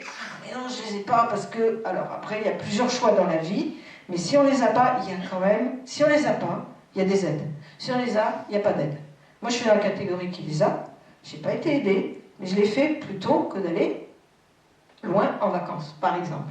Donc là, la catégorie de population qui peut payer n'a pas besoin des aides. Elle a un choix. Celle qui n'a pas le choix, parce qu'il y en a beaucoup, elle est très importante. J'ai de témoignages dans le Cause du Quercy, où j'ai fait une conférence comme celle-ci, où un couple mécanicien de garage aide-soignante a fait l'isolation de sa maison, où ils ont dépensé à peu près quelques milliers d'euros seulement. Ils ont réussi à le faire avec un entrepreneur qui leur a trouvé toutes les aides, etc. Et ils étaient tous très motivés, et les aides de la région, les aides... Faut penser aux aides, il y en a beaucoup. Mais après, il faut avoir le temps d'aller les chercher pour Info Énergie, etc. C'est vachement important parce que la maison, elle est plus confortable et elle est, de toute façon, beaucoup moins chère moi, après l'isolation. Donc j'habite dans Toulouse. Après l'isolation, c'est simple, la facture de gaz, la moitié c'est l'abonnement. Donc ma facture de gaz elle est vraiment petite pour chauffer une maison de 130 mètres carrés. Donc voilà, ça c'est vraiment quelque chose que l'on peut réfléchir individuellement. Le déplacement, le covoiturage, si on se déplace en vélo pour aller faire 3-4 km, ce qui est quand même pas la mort, surtout dans nos régions, et si on prend un véhicule comme à plusieurs, et ben à la fin du mois, on a un petit peu plus d'argent. Alors il faut voir ça comme ça, parce que j'entends beaucoup trop souvent, moi je me sacrifiais par mon voisin. Pour moi, il n'y a pas de sacrifice quand on fait tout ça, c'est juste des trucs qu'on réfléchit, on se dit comment je vais pouvoir faire, etc. Après, il y a des gens qui ne peuvent pas. Mais ce n'est pas à cela qu'on demande. Parce qu'en fait, qui émet des gaz à effet de serre? C'est les riches. C'est les très riches. Et on le sait. Le problème, c'est que dans nos pays occidentaux, par rapport aux pays comme l'Afrique, on est tous des très riches. Et ça, il faut se le mettre dans la tête. C'est-à-dire que même si on n'a pas beaucoup de moyens, et il y a plein de gens qui n'ont pas beaucoup de moyens, hein, ils en ont plus, et ils vivent surtout, en fait, ce qui se passe, c'est que tout ce qu'on nous installe, les routes, les machins, les trucs, tout ça, c'est émetteur de gaz à effet de serre, terriblement émetteur de gaz à effet de serre, une agriculture très très industrialisée, etc. Et c'est ça aussi qui fait que même quelqu'un de pauvre chez nous, par rapport à on a par exemple un habitant de la RDC, par exemple, la République démocratique du Congo, eh bien, il émet infiniment plus de gaz à effet de serre. Si on ramène toutes nos installations par tête d'habitant. Vous voyez, il faut quand même aussi comprendre ça. Quand on dit que les pays riches émettent plus, c'est vrai. Mais à l'intérieur des pays riches, c'est les super riches qui émettent le plus. Parce que ce sont ceux qui prennent l'avion, parce que ce sont ceux qui vont avoir des super grandes maisons. Il n'y a pas pire qu'une très très grande maison pour émettre plein de gaz à effet de serre. Parce que ce sont ceux qui n'hésitent pas à avoir des super frigos, enfin bon, qui prennent que des tas de choses qui servent à rien. Mais comme ça, ils ont une quéquette plus grosse que le voisin. Voilà. Et donc, mais c'est totalement réel. Et en plus, alors, par rapport à ce que vous dites, il y a le monde de la finance. Et ça, c'est celui qui nous échappe. Voilà. Ça, c'est... les historiens du climat, je vous donne la parole, monsieur. Les historiens du climat calculent que la population, au moment, elle a été multipliée par 7 depuis le début du XXe siècle, à peu près, fin du 19e, par 7. c'est beaucoup. Oui, mais le capital par 400. Et les gaz à effet de serre, ils ont suivi le capital. La population. C'est-à-dire que la Terre pourrait nous supporter si on était vachement plus raisonnable. Le capital a été multiplié par 400. On est dans un monde capitaliste, et le capitalisme est considérablement responsable des émissions de gaz à effet de serre.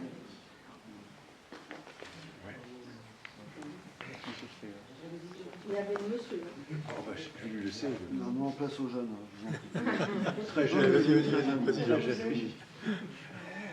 Oui, je vais ajouter quelque chose à ce que vous venez de dire, parce que c'est des choses qui m'intéressent depuis un moment.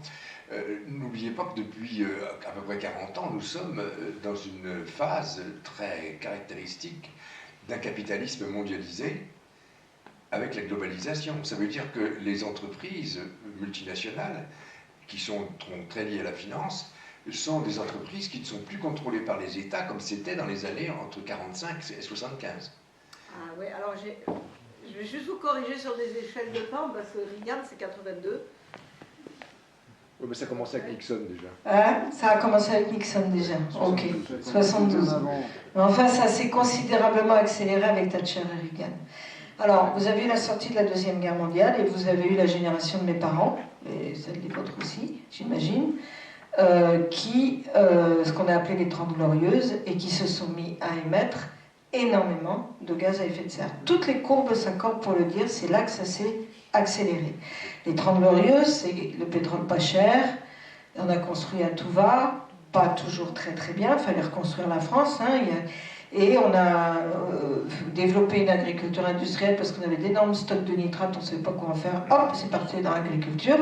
Et donc voilà, on s'est retrouvé avec une société occidentale en particulier, parce que les déséquilibres nord-sud, vu qu'on allait puiser nos minerais et tout ce dont on avait besoin dans les pays que l'on colonisait, hein, jusqu'à ce qu'il y ait les guerres de décolonisation, mais c'est pas si vieux que ça.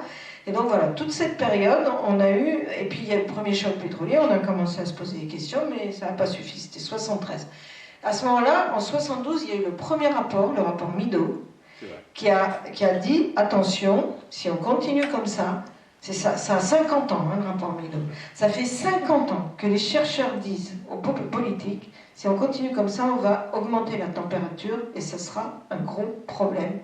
Et plus les modèles s'accumulent, je vous mets quelques belles images, c'est pas un goéland, hein, c'est un albatros, je vous le dis parce que sur l'image ça ne se voit pas forcément. Ah, vous avez plus d'image, vous? Pourquoi vous n'avez plus d'image? Non, vous inquiétez pas, je vais remettre le truc. C'est encore un coup de la finance, ça. C'est encore un coup de la... Ils m'ont repéré, ils m'ont calculé. Non, c'est ici que ça se passe. Pardon. Non, laissez-moi faire. C'est ici que ça se passe. Dupliquer. Ça va revenir. Voilà. Je vous l'ai dit. Eh oui. Ils ne me croient pas quand je dis que j'ai une expérience incroyable de conférence avec tous les problèmes. À force qu'ils me soient arrivés, je suis devenue spécialiste. Et même, je vais vous le mettre en joli, c'est-à-dire en plein écran, ce sera plus joli. Affichage, hop. Voilà, comme ça, je vais vous faire défiler. Ça aussi, c'est un albatros. Ça, c'était grand albatros. Voilà. Et derrière, c'est la situation météorologique dans les océans du Sud. Du Grand Sud, on en reparlera, le sud du Vendée Globe. C'est là où je travaille la plupart du temps. Voilà, non mais par rapport à ce que vous avez dit, oui, bien sûr, c'est certain que c'est... Y a-t-il d'autres commentaires? Il est plus jeune, alors. Je suis pas 1909. Alors j'ai 3 questions. Je vais les énumérer. À quand le retour du saumon laineux dans les Pyrénées? Après, j'avais vu un documentaire, c'était la Méditerranée ou au détroit de Gibraltar, c'était une cataracte comme au lac Victoria.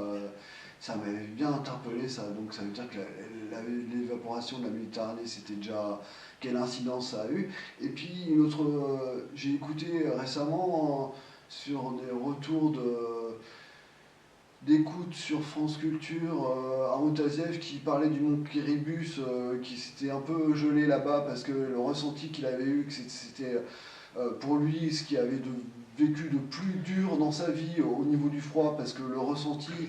Alors le mont Kiribus, c'est un super volcan aussi, donc est-ce qu'il est pris comme modèle de simulation, parce que si ça accélère la fonte de l'Antarctique, vous voyez toute la chaîne de causalité que ça pourrait...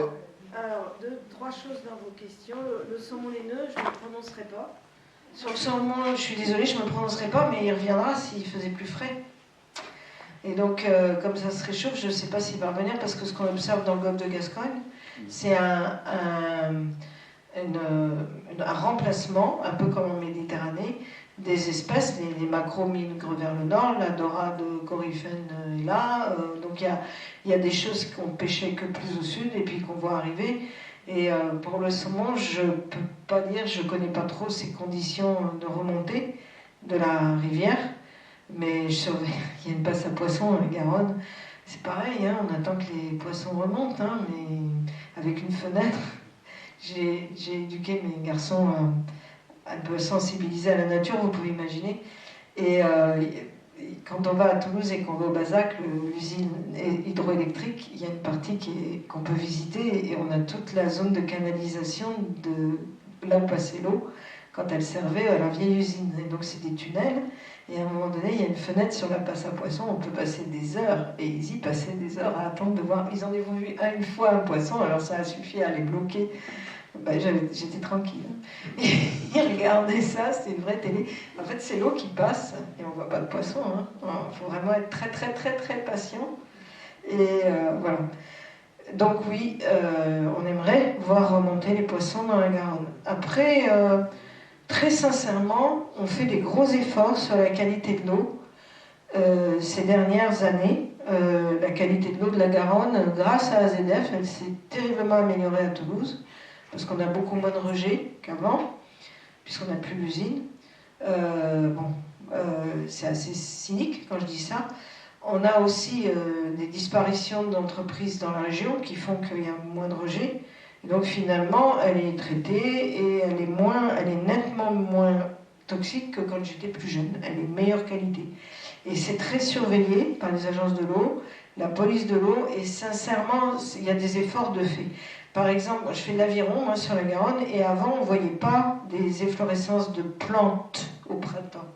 Et il y a encore quelques années. Là, maintenant, on voit des efflorescences de plantes. Bon, c'est aussi parce que le niveau baisse la lumière, mais des plantes enracinées qui poussent. Et ça, c'est sain, en fait, a priori, c'est pas malsain. C'est pas comme des algues qui poussent parce que l'eau est trop chargée en nitrate. Voilà. Donc ça, c'est sur les saumons. La deuxième question, c'était sur Erebus, ou c'était la troisième, peu importe. Alors les volcans, Erebus, c'est dans l'Antarctique, évidemment qu'il est froid. Et en plus, il était en haut d'une montagne en Antarctique. En fait, il était maso. Et donc il est très très froid, et en plus, quand il y a des volcans, et quand il y a eu des fortes éruptions volcaniques, par exemple dans les années qui ont précédé la Révolution française, les historiens montrent qu'il y a eu des éruptions volcaniques qui ont généré des voiles de poussière dans l'atmosphère, et que ces voiles de poussière ont généré des années sans été, c'est-à-dire des années tellement froides et tellement pluvieuses que rien ne poussait, donc il y a eu des famines, et qu'on est arrivé du pain, le boulanger, la boulangère et le petit mitron, la Révolution française. Vraiment, il y a eu plusieurs années comme ça, et donc ça c'est important à avoir en compte. Un volcan, ça peut, quand ça pète, ça peut générer pendant 2 ans, 3 ans, à cause des poussières dans la stratosphère, une espèce de parasol et un réchauffement. Et l'autre question, elle concernait... La Méditerranée. La Méditerranée, il y a 6 millions d'années. Alors, il faut savoir qu'il n'y a pas que l'eau qui bouge sur Terre, il y a les continents aussi. Vous vous rendez pas compte. Vous vous rendez pas compte, mais déjà ici, il y a la marée, par exemple. Bouh, on monte, on descend, on monte, on descend. Évidemment, on ne le sent absolument pas, mais on le mesure, nous, avec des trucs, des balises, etc.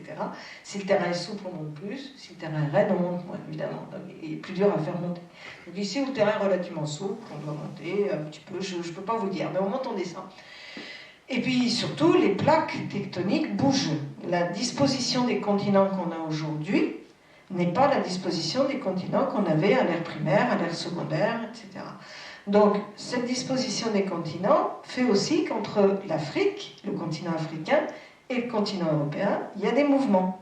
Les récents séismes en Turquie, c'est quand les séismes, c'est quand la Terre, elle bouge. Soit ça tire et il y a un moment où ça craque, soit ça pousse et il y a un moment où ça craque. Dans tous les cas, ça craque. Voilà. Et donc, ça, c'est vraiment le témoignage du fait que la plaque africaine est en train de se rapprocher de la plaque européenne. C'est déjà arrivé, et Gibraltar s'est fermé. Comme Gibraltar s'est fermé et que la Méditerranée est chaude, et qu'on était dans une période relativement chaude il y a 6 millions d'années, c'est pas très très vieux, hein. L'eau s'est évaporée. Au fond de la Méditerranée, à cette époque, vous avez des dépôts de saumure, très très très salés, très peu riches en oxygène, très vaseux. Alors évidemment, maintenant, c'est des carottes, etc., qu'on appelle les sapropelles, et qui sont au fond du bassin méditerranéen, qui font, pour certaines, plusieurs centaines de mètres. Et voire kilomètres. Hein. Donc, vous avez eu cette période-là, et puis Gibraltar s'est réouvert, l'eau de l'Atlantique est revenue, réoxygénée, reventilée, etc. Voilà, donc ça c'est la géologie. L'histoire de notre mer. Et c'est peut-être à ce moment-là que Noé a dû faire son bateau parce que... Ah, c'était en mer Noire, Noé. C'était en mer Noire, mais il y a un épisode de déluge. Il y a un épisode de déluge qui correspondrait... J'essaie de tout effacer là-dessus. Moi j'avais une petite question, peut-être un peu provocante d'ailleurs, mais quand vous décrivez les perturbations qui se font dans l'océan du fait des changements de température, etc., est-ce qu'on ne peut pas dire qu'il y a d'autres parties de l'océan qui bénéficient à ce moment-là de meilleures conditions? Est-ce que la vie se déplace? Est-ce qu'on peut faire un bilan, en quelque sorte? Vous voyez ce que je veux dire? Si, on le fait sur Terre aussi. Poutine rêve d'avoir des champs de blé en Sibérie. Oui, on le fait sur Terre, on le fait en mer, mais ça va trop vite. On n'est jamais les variations du climat. Ce que je vous ai montré là, les courbes de 800 000 ans, ça s'est fait très très lentement. Et là, toc, d'un seul coup, on monte une pente ultra raide. En 150 ans, ça va beaucoup trop vite pour la nature. Alors, les poissons, ils se barrent. Ils vont trouver à manger ailleurs, etc. Mais déjà, les organismes qui ne peuvent pas bouger et qui sont extrêmement nombreux, ils ne peuvent pas partir. C'est exactement ce qui se passe pour nos arbres. Hein. Nos arbres qui deviennent fragiles parce qu'ils ont plus de champignons, plus d'insectes qui les attaquent. Et même s'ils sont encore dans des conditions environnementales, température qu'ils supportent, ils sont affaiblis et ils peuvent être malades tout simplement parce qu'ils sont plus d'insectes. Les chenilles processionnaires sur les pins, c'est un très bon exemple. C'est pareil en mer. En mer, je vous donne la parole. En mer, il y a énormément de gradients de vie. Alors, comme sur Terre, en fait, mais on ne s'en rend pas compte. Mais il n'y a pas du tout la même écologie, la même vie au Danemark, devant les côtes du Danemark ou au nord du Pacifique, que devant les côtes de Hawaï, évidemment. Donc, on n'est pas dans les mêmes... Et donc, quand ça bouge trop vite, c'est pas bon du tout. Pas bon du tout. Oui.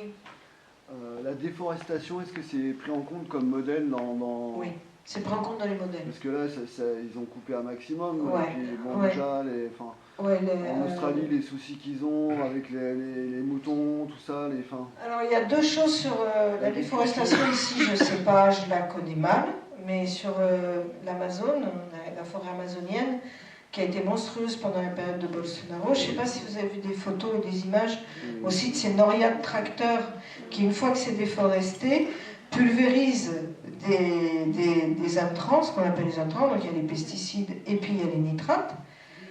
Et quand vous mettez... Alors, quand vous retirez des arbres, vous retirez des trucs qui soustraient du gaz carbonique à l'atmosphère par la photosynthèse. Et une fois que vous avez rasé et que vous mettez ces produits, je vous ai dit que les engrais, c'était des émetteurs de gaz à effet de serre. Ils se transforment dans le sol, ils émettent. Donc en fait, c'est considérable. On détruit un puits de ce carbone et on met une source. Donc, c'est pas du tout bon la déforestation. Maintenant, il faut manger. Mais est-ce qu'il faut trop manger? On peut revenir aux solutions, hein, si vous voulez. On peut rediscuter ensemble des solutions, parce qu'on a parlé des transports un petit peu, on a parlé de l'habitat, on n'a pas trop parlé de l'alimentation. Oui, mais est-ce qu'on ne peut pas en parler, justement? Ben, allez-y. Est-ce que vous savez quels sont les menus idéaux pour moins émettre de gaz à effet de serre? Oui. Alors? Personnellement, je sais, mais Allez-y, comment allez-y. est-ce qu'on arrive à convaincre davantage de personnes? Est-ce que déjà il faut rentrer dans un grand supermarché pour faire ses courses? Moi j'aimerais bien savoir ce que vous en pensez. Moi personnellement je ne peux plus. Ça me rend malade. Il faut pouvoir, vous savez madame, tout ça, il faut pouvoir se l'offrir. Effectivement, les marchés, c'est vachement mieux que les supermarchés. Effectivement, le problème de la viande n'est pas le problème de la viande en tant que tel. Le pastoralisme, c'est essentiel. Le pastoralisme, c'est très important. D'accord? C'est pas dans un pays de montagne que ça va être difficile ici d'être contredite pour ça. Il y a des endroits où je me fais contredire, mais ici, je pense que tout le monde sait que le pastoralisme, c'est quelque chose qui est en équilibre avec la nature. Là, c'est quand il y a 100 000 vaches dans une étable, quand il y a des porcheries à étages, avec des porcs qui prennent l'ascenseur, donc comme on voit en Chine, et là, on se dit, qu'est-ce qu'on est devenus, nous, les humains? Donc, c'est pas en tant que tel le fait de manger de la viande. On sait qu'il ne faut pas en manger trop, c'est l'OMS qui nous le dit, l'Organisation mondiale de la santé. On sait qu'il ne faut pas en manger trop non plus, parce que on fait une pression sur la production industrielle de viande, mais c'est quelque chose dont on a besoin, d'être omnivore. Je suis dans d'excellents termes avec mon boucher, et pourtant, j'ai considérablement pas une grosse consommation de viande. Mais ça n'empêche pas, et ça aussi, là, on me dit, oui, mais on ne peut pas se payer de la viande tous les jours. C'est vrai. Tout ceci est compliqué, et on ne le demande pas à tout le monde. Ce que je recommande, moi, à tout le monde, c'est d'aller sur le site de l'ADEME, par exemple, l'agence du développement, je m'en rappelle plus. Enfin bref, c'est l'agence d'environnement de l'État. Et elle a un très très bon outil pour faire son bilan carbone. Et ce qui est intéressant quand on fait son bilan carbone, c'est pas de culpabiliser, c'est de dire derrière, qu'est-ce que je peux faire, moi, et qu'est-ce que je peux faire par rapport à mon village, par rapport à mon élu local, par rapport à mon élu régional, par rapport à mon élu gouvernemental, et puis voilà, parce qu'il nous reste quand même un truc qui est gratuit, ça s'appelle le bulletin de vote. Et donc, on a, après... mais oui, mais les populations... Mais oui, je sais, mais les populations sont désespérées en ce moment. Or, c'est nous qui avons aussi... Vous me l'avez dit, c'est difficile. Le citoyen, pour lui, c'est difficile. C'est difficile, mais en même temps, je le redis, on a réussi collectivement à baisser notre consommation de gaz. Parce que, elle est chère. Et puis on baisse notre consommation d'essence, parce que 2 €, pétard, ça se sent vachement sur... on peut pas continuer. Et donc les gens, qu'est-ce qu'ils font? Ils s'organisent, ils trouvent des solutions, ils se démerdent. Vous savez, j'ai beaucoup voyagé dans des pays en difficulté économique, ils se démerdent, ils partagent, ils font des collectifs, etc., etc. Nous, on a un peu perdu cette habitude-là. Moi, je culpabilise pas les gens, mais je dis, ça fait réfléchir, on se trouve en face de soi, puis on dit, là, je pourrais peut-être faire quelque chose, voilà. Et donc, baisser la consommation de viande, ça, c'est la première chose à faire si on en mange beaucoup. Une côte de bœuf, c'est redoutable, c'est vachement bon. Mais on peut quand même en manger de temps en temps. On ne va pas se priver d'un truc qui fait plaisir avec les copains. Voilà, c'est... faut arriver à ajuster tout ça et c'est compliqué, quoi. C'est vraiment compliqué. On est tous responsables. On est... Ah ouais. Suivant le service, on nous propose des services et des produits, on n'est pas obligé de les prendre. Il y en a des plus responsables que d'autres. Mais oui, mais c'est tache d'huile, hein. Vous pouvez faire tache d'huile avec les autres. Oui, mais ça c'est le coup de la brosse à dents, quoi. J'ai dit ça c'est vraiment le coup de la brosse à dents. On nous dit de fermer le robinet, de faire des petites économies, bien sûr, parce qu'on est nombreux. Mais quand on voit des gerbes d'eau, des hectolitres, des milliers d'hectolitres, moi je les vois en face de moi pendant tout l'été. L'an dernier, j'ai vu des gerbes énormes qui arrosaient les maïs. Il y a quand même, je pense que la responsabilité d'un gouvernement est quand même plus importante, a tellement plus de poids que ses responsabilités individuelles, même si l'une n'empêche pas l'autre, bien sûr. On est d'accord. Une bonne nouvelle, il y a un nouveau président de la FNSEA qui va améliorer les choses, puisque c'est le patron usines Le Sieur. Donc il a probablement jamais mis les pieds dans un champ. Il n'a pas fait des Donc ça va certainement améliorer les choses. Moi je voulais dire quand même une chose aussi. Là, tout le monde a un rôle à jouer, c'est sûr, mais c'est pas suffisant. S'il n'y a pas justement des prises de décision importantes au niveau collectif, au niveau politique, au niveau international, ce ne sera jamais suffisant. Et on n'y arrivera pas. Et c'est pourtant possible. Je vais vous raconter une anecdote à propos du trou d'ozone. Le trou de l'ozone, donc, c'est apparu dans les années 60, par là. Et, oui, enfin, on s'est rendu compte qu'il existait et qu'il fallait faire quelque chose. Et il y a eu des conférences pour essayer de réagir.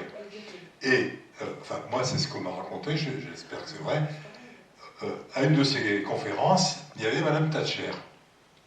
Madame Thatcher, elle n'est pas réputée comme une personne bienveillante. Mais Madame Thatcher, elle a une formation d'ingénieur. Elle est chimiste, je crois. Et quelqu'un, dans la conférence, lui a parlé et lui a expliqué ce que c'était que le trou d'ozone, d'où ça venait et quelles étaient les conséquences. Parce que on les connaissait déjà à ce moment-là, mais les industriels poussaient des hauts cris en disant « Oh, c'est pas possible, on peut pas parce qu'il fallait changer le gaz des frigos, tout ça, ça est une catastrophe, donc il fallait attendre, on va le faire, mais on va faire un calendrier pour étaler les choses, etc. » Et moralité, il y aurait eu des milliers et des millions de personnes qui auraient été cancer de la peau, etc. Enfin, c'était horrible. Et on le savait, et ça n'avançait pas. Et ce qu'on m'a raconté, Madame Thatcher a pris conscience de la gravité du problème, elle s'est foutue en pétard, et elle a dit aux gens qui étaient autour d'elle, vous allez me mettre en place un système pour arrêter les émissions de CFC dans les 6 mois, sinon, gare à vous. Et ils l'ont fait. Donc, si les politiques sont motivés et décident de prendre des responsabilités, ils peuvent y arriver. Donc, il y a peut-être quelque chose à faire, qui est de les pousser aux fesses. On va calmer l'enthousiasme sur le rôle unique de Thatcher. Ils étaient quand même un certain nombre à être d'accord pour qu'on obtienne le protocole de Montréal en 87. Et il a fallu qu'il soit signé par plein de politiques et pas uniquement par Mme Thatcher. Mais il faut avouer que quand on a quelqu'un comme Merkel ou comme Thatcher, toutes les deux qui ont fait des études d'ingénieur, même si c'est pas des rigolotes, ça change complètement la perception du monde. Malheureusement, la plupart de nos politiques, et c'est vrai, mais c'est terrible, moi j'ai été élue à la région, sur 91, il y avait 2 scientifiques. Ils n'en font pas l'étude scientifique. Donc il y avait une mathématicienne et moi. Donc 2 personnes qui avaient fait des études scientifiques. Sinon, c'est beaucoup soit alors ça c'est très bien, hein, dans les élus, qu'il y ait des citoyens d'origine, soit le terroir, mais c'est beaucoup des avocats, des journalistes, quand même. Beaucoup. La culture, c'est sciences humaines. Et la culture sciences humaines, j'ai rien contre, mais il faut la mélanger à la culture de la vie, parce que quand on ne sait pas comment pousse un arbre, c'est très difficile de prendre des bonnes décisions. Et en fait, souvent, c'est ça le problème. Et là, notre président de la FNSEA, il a fait HEC. C'est pas une école d'agro. Donc je suis même pas sûre que la photosynthèse, il en ait entendu parler, quoi. Il y avait une main levée là-bas. Il y a plein d'autres. Il y avait une dame qui voulait poser une question. Voilà, ici on va avoir un problème bientôt parce que on doit construire une autoroute entre Toulouse et Castres là, bientôt. Alors comment on arrête ça, hein? Comment on arrête ceux qui vont faire... Il n'y a pas qu'en Chine qu'il y a des fermes de 25 dans les Alpes, là où, pas très loin. On est en train de signer des pétitions sur Internet pour arrêter un truc de 25 000 cochons qui veulent doubler. Comme ça, il y en aura 50 000 et peut-être même 75 000. Alors, nous, on ne sait plus comment on fait pour arrêter tout ça. Parce que Madame Delga, on la connaît, elle n'habitait pas loin. Hein, et bien, elle est à la pointe du progrès. Là. Oui, écologiste, c'est ça. Non. Donc, alors...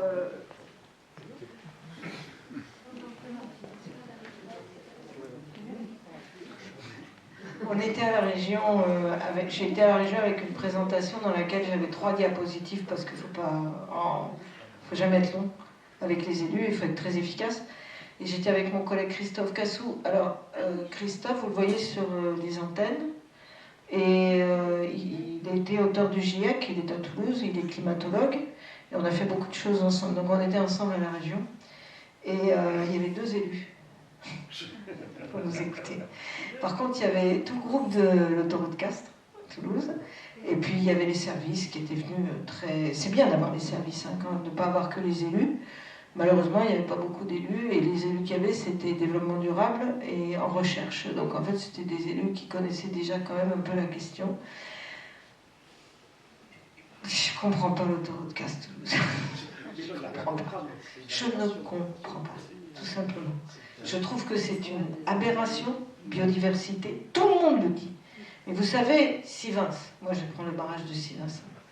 Et pourtant il y a tous les problèmes d'eau et tout, ça se réfléchit, mais c'est comme c'est pour arroser du maïs. Ah, oui. Voilà, bon.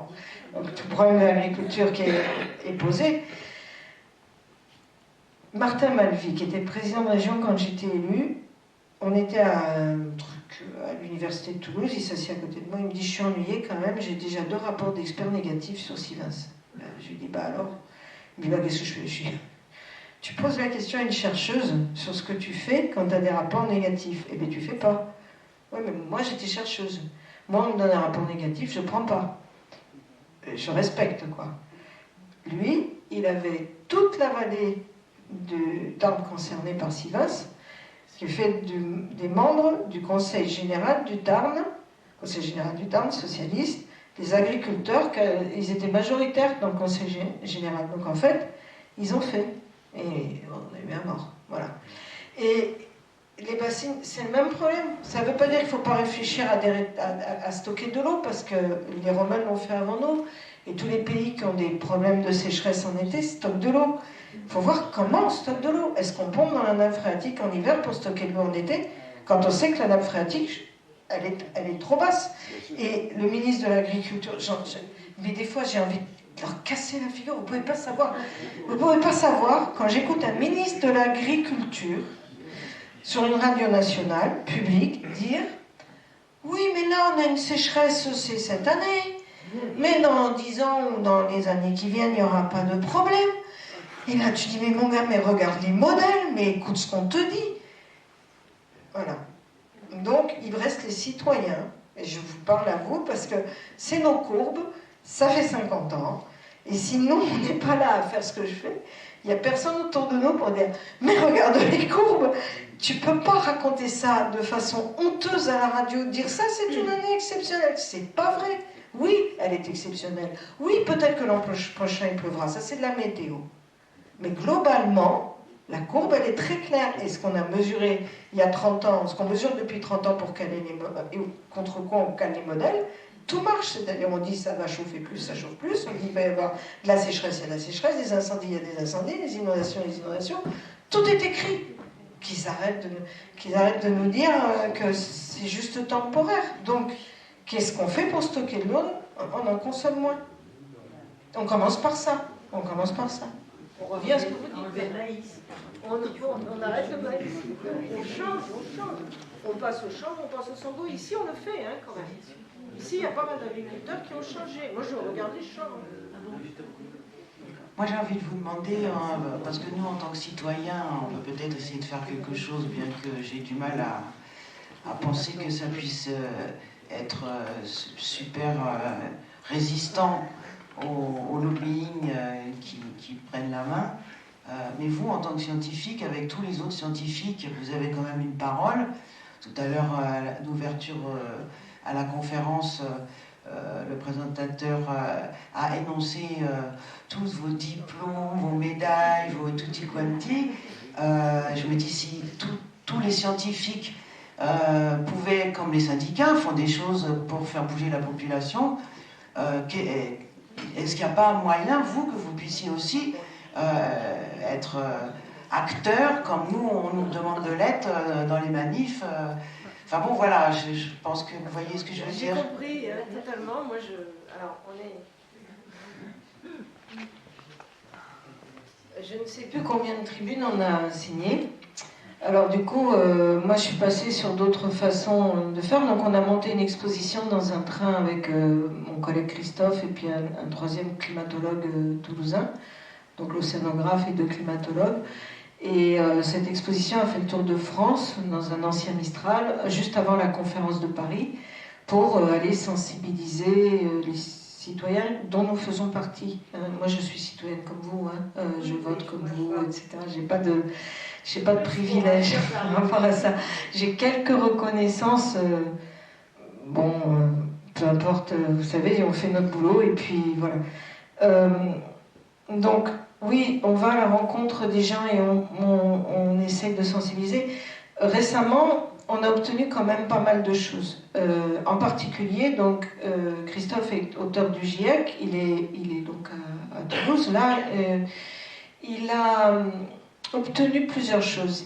Avec des collègues, d'autres collègues qui avaient rédigé le GIEC, le dernier rapport en France, ils ont monté un barnum devant l'Assemblée nationale pour obliger les nouveaux élus, d'ailleurs il y a une anecdote qui va vous faire sourire, à venir les rencontrer avant de venir chercher leur kit, leur logement, tout ce qu'ils ont quand ils arrivent, les députés, à l'Assemblée nationale. C'était la nouvelle Assemblée.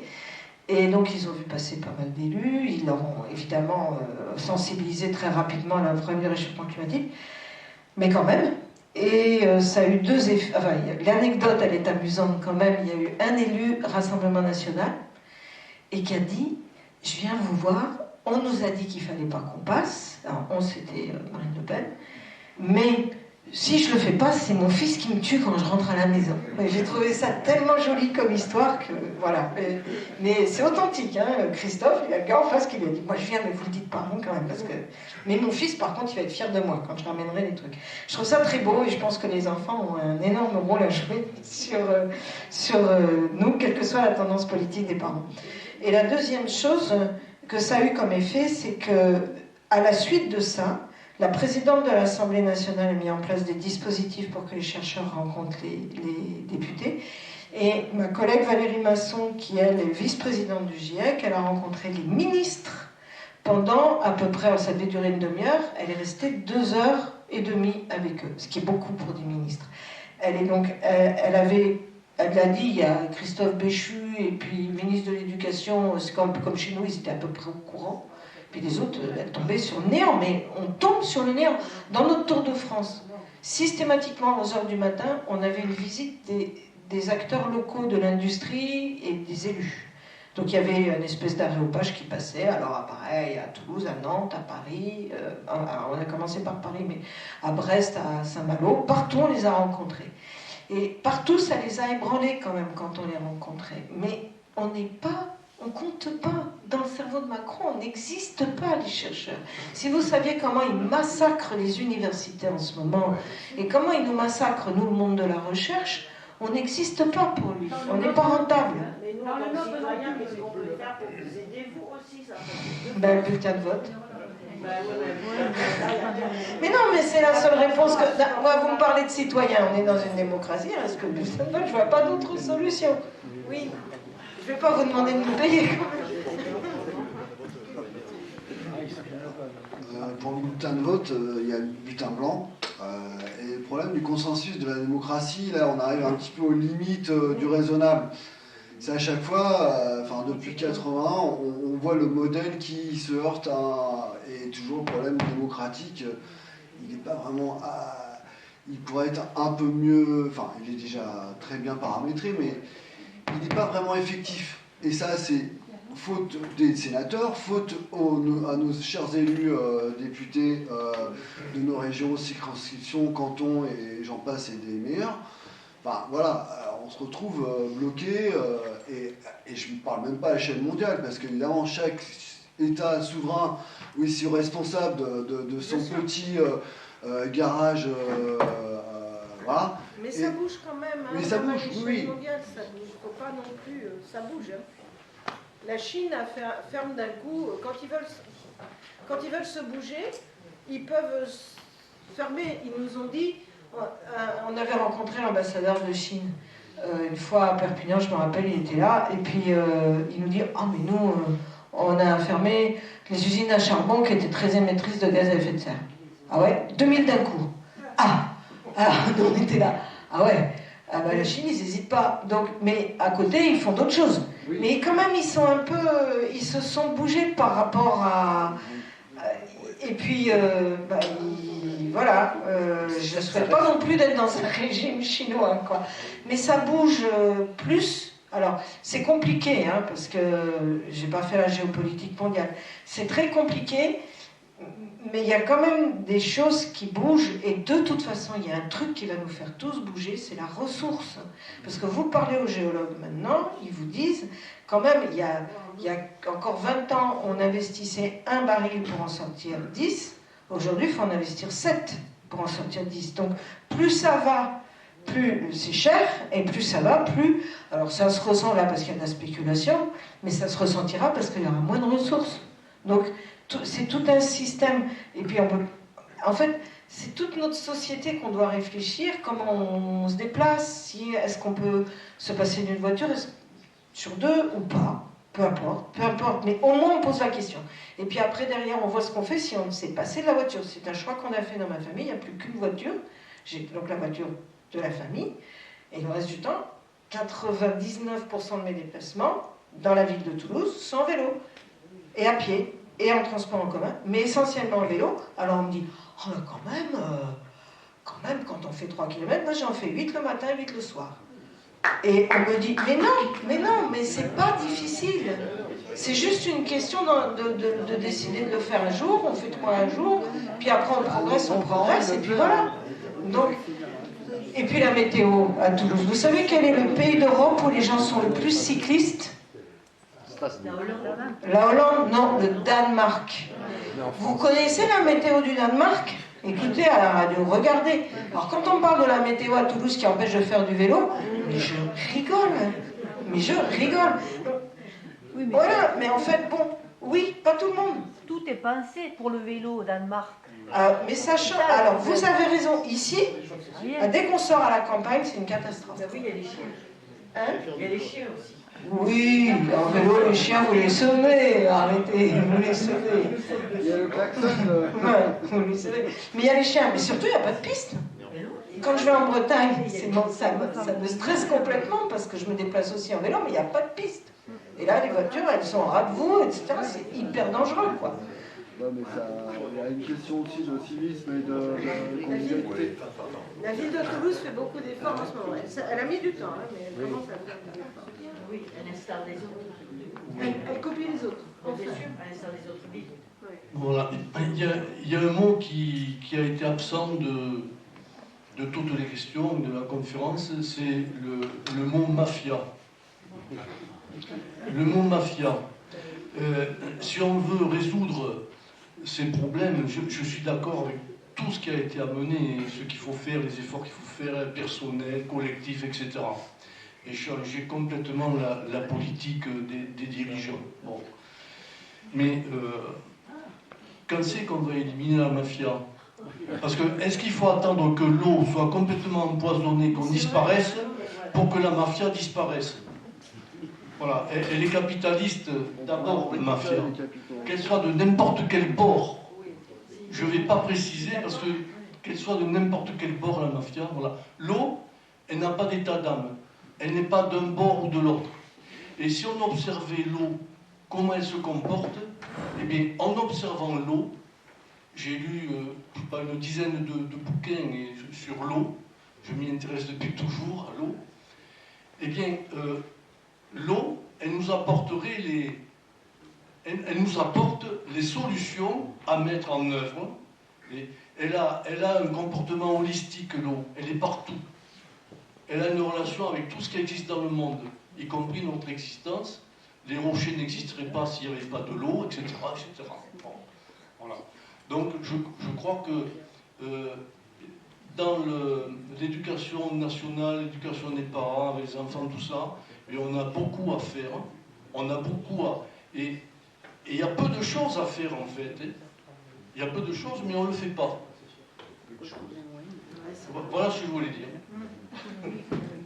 Comment on se débarrasse de la mafia? Je sais pas, moi.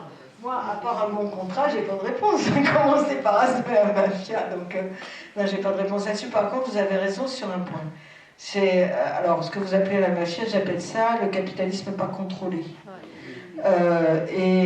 C'est ainsi. Alors, peut-être qu'on n'a rien trouvé de mieux comme modèle économique. Je ne veux pas me prononcer là-dessus. Je ne suis pas économiste. Je pense quand même que quand il s'est débridé dans les années 80, ça a considérablement aggravé les choses. Donc, de la régulation, on le dit d'ailleurs, la transformation de la société passera par de la planification. Et la planification, c'est pas la mafia. Du moins, la mafia, dans l'affaire, elle ne s'y retrouve pas. Et donc, vous avez... Mais vous avez raison. Si on réfléchit à Bruxelles et au Parlement européen, et à la Commission européenne, surtout tout autour de la Commission, il y a plein d'immeubles qui sont loués par Total, Le Sieur, machin, etc. Pour payer les lobbies, pour préparer les textes des gens qui ne connaissent pas les sujets sur lesquels ils vont travailler, et donc qui vont avaler ce que va leur donner le lobby. Mais c'est un problème, c'est un énorme problème, parce qu'il faut être tellement omniscience. C'est compliqué quand même. Et le problème quand même, moi que j'ai détecté sur ma petite vie, c'est que les élus n'ont pas de formation scientifique. Nos élus sont souvent des gens, en fait quand on regarde même, vous prenez le problème à la racine, vous prenez les universités de Toulouse. L'université Paul Sabatier des sciences, c'est la moins politisée de toutes. Et l'université des lettres, mais c'est partout vrai, dans le monde entier. Les scientifiques sont nés sur leurs équations, j'en fais un peu partie. On est nés dans nos trucs, et puis, oui, alors on est quand même allé marcher, hein, je ne veux pas dire là, mais récemment, il y a eu du monde qui s'est déplacé, c'était presque étonnant. Et voilà, de l'université Paul Sabatier. Mais globalement, vous avez déjà entendu Paul Sabatier en grève? Alors que le Mirail, ils mettent vite les tables en l'air, etc. Vous en entendez parler. Rennes 2, c'est l'université de lettres. Et ces gens-là, c'est ceux qui arrivent à un moment donné au monde politique. Et les scientifiques, pas du tout. Là, le jour où j'étais élue, dans ma hiérarchie au CNRS, on me dit « Oh mais c'est trop bien Catherine, on n'est pas assez nombreux à être élus en sciences dans les assemblées. » Ah ouais, mais oui. N'empêche que j'y ai laissé une partie de ma santé, parce que faire le boulot d'élu en même temps que le boulot de recherche... Mais oui, c'est vrai, on n'est pas assez. Et parce qu'on porte les choses différemment, on va comprendre les enjeux de la société d'aujourd'hui, physico-chimique, biologique, plus rapidement que nos collègues. Et c'est l'association des deux qui est essentielle. Sauf que nous, on n'y est pas. Et le problème, c'est qu'on n'y est pas. C'est pas que les autres y soient, c'est que nous, on n'y soit pas. Voilà. Et donc, mais en fait, ça se trouve dès les études quand les gens ont 22, 23 ans. Alors ça change. Ça change parce que les manifestations, vous avez parlé de manifestations, les manifestations sur le climat, ce sont les jeunes et beaucoup de jeunes scientifiques qui les ont organisées quand même. Ils ont entraîné leurs copains des sciences humaines, mais beaucoup de jeunes scientifiques étaient les moteurs des manifestations sur le climat. Quand même, ça bouge. Tout bouge, mais ça met du temps. Alors, nos politiques, ils sont quand même le bac, normalement. En général. Pas forcément, pourquoi? Non, je veux dire, là, on parle d'études supérieures, mais pourquoi au niveau des études secondaires, un élève qui sort avec le bac n'a pas une formation pour comprendre les problèmes de l'environnement qui sont fondamentaux. Là, il y a un programme qu'il faudrait revoir. Alors là, pas de problème. Je vais vous dire pourquoi. Parce que vous avez quand même une catégorie d'élèves qui n'aiment pas du tout les sciences naturelles. On leur dit « Oh, t'es bon en maths, t'es bon en physique, vas-y, tu vas avoir le bac quand même. » Donc t'as le bac quand même parce que t'es bon ou en lettres, etc. Tu te débrouilles selon les... Vous savez que les sciences nat, c'est parce qu'il y a de plus populaire au lycée. Et je les récupère en 5e année en cours. Ceux qui ont fait des études qui arrivent par le concours de la météo, donc je les ai aussi, ceux-là, qui arrivent des écoles où ils ont fait plein de maths de physique, et puis je leur dis comment ils poussent là. Ils ne savent pas. Donc, parce qu'ils ont oublié, parce qu'au lycée, on bachote, et puis le lendemain, on oublie quand même. Tout le monde a fait ça. Il faut avoir après continué comme moi pour pouvoir être vraiment blindé. Mais non, ceci dit, la culture scientifique, c'est quand même beaucoup plus de choses que ça, que le bac. Et en plus, et heureusement qu'il y a des élus qui n'ont pas le bac. Parce qu'en fait, le principe des élus, On revient à la Grèce et à la démocratie au départ. Pourquoi on a une indemnité et non pas un salaire quand on est élu? On a une indemnité qui est plus ou moins forte, mais cette indemnité, elle a été mise en place par les Grecs pour que le paysan puisse lâcher sa houe et qu'il puisse venir débattre. Donc, on peut être élu en n'ayant pas fait d'études. C'est pas le problème, c'est le mélange. Le problème, c'est que là, actuellement, les élus, c'est quand même une catégorie de gens qui ont fait des études de sciences politiques, machin, etc. Mais bon, il y a aussi, je me rappelle, il y avait des bouchers du coin ici. Il y a des gens qui n'ont pas forcément le bac, ils ont un CAP, c'est très bien, parce qu'ils représentent la population. Le problème, c'est quand ils ne représentent plus la population. Et alors là où ça coince, c'est tout en haut, quoi. Et on a 3 ans avant le prochain vote. Hein. Oui, mais qu'est-ce qui va se passer? Il a le temps de faire des dégâts. Il a le temps de faire des dégâts, mais il faut qu'on se bouge quand même, nous aussi. Le temps de s'organiser aussi. Franchement, les élus ont leur demande. Normalement, les élus, on ne leur demande pas d'être savants, on leur demande d'écouter simplement. Parce que quand on a un Macron qui nous dit qui aurait pu prévoir le réchauffement climatique après des décennies d'études du GIEC, il nous... dans la communauté scientifique. Oui, il paraît que c'était un très bon élève. Donc on lui demande simplement d'avoir les oreilles ouvertes, d'avoir une écoute, une qualité d'attention, et puis une certaine ouverture d'esprit, parce qu'il est au service de la population. On ne lui demande pas d'être savant, hein, en réalité. Très bien parlé. Question tout à l'heure. Oui, bon, j'aurais plein de choses à dire, mais bon, il y a des choses auxquelles que j'ai été abordé. Ce qui m'a inquiété, c'est quand vous me dites que les élus, ils n'ont aucune conscience du monde dans lequel on vit. Alors, dans lequel on vit, pas économiquement, hein, mais qui ne sont pas conscients des problématiques de la terre, c'est-à-dire du lieu qui nous accueille pour qu'on puisse, nous, tous ensemble, vivre. Et vous me dites, vous disiez, il n'y a que quelques écolos ou quelques gens sensibles qui viennent écouter ce que disent les scientifiques. Mais est-ce qu'on a besoin qu'on nous le dise?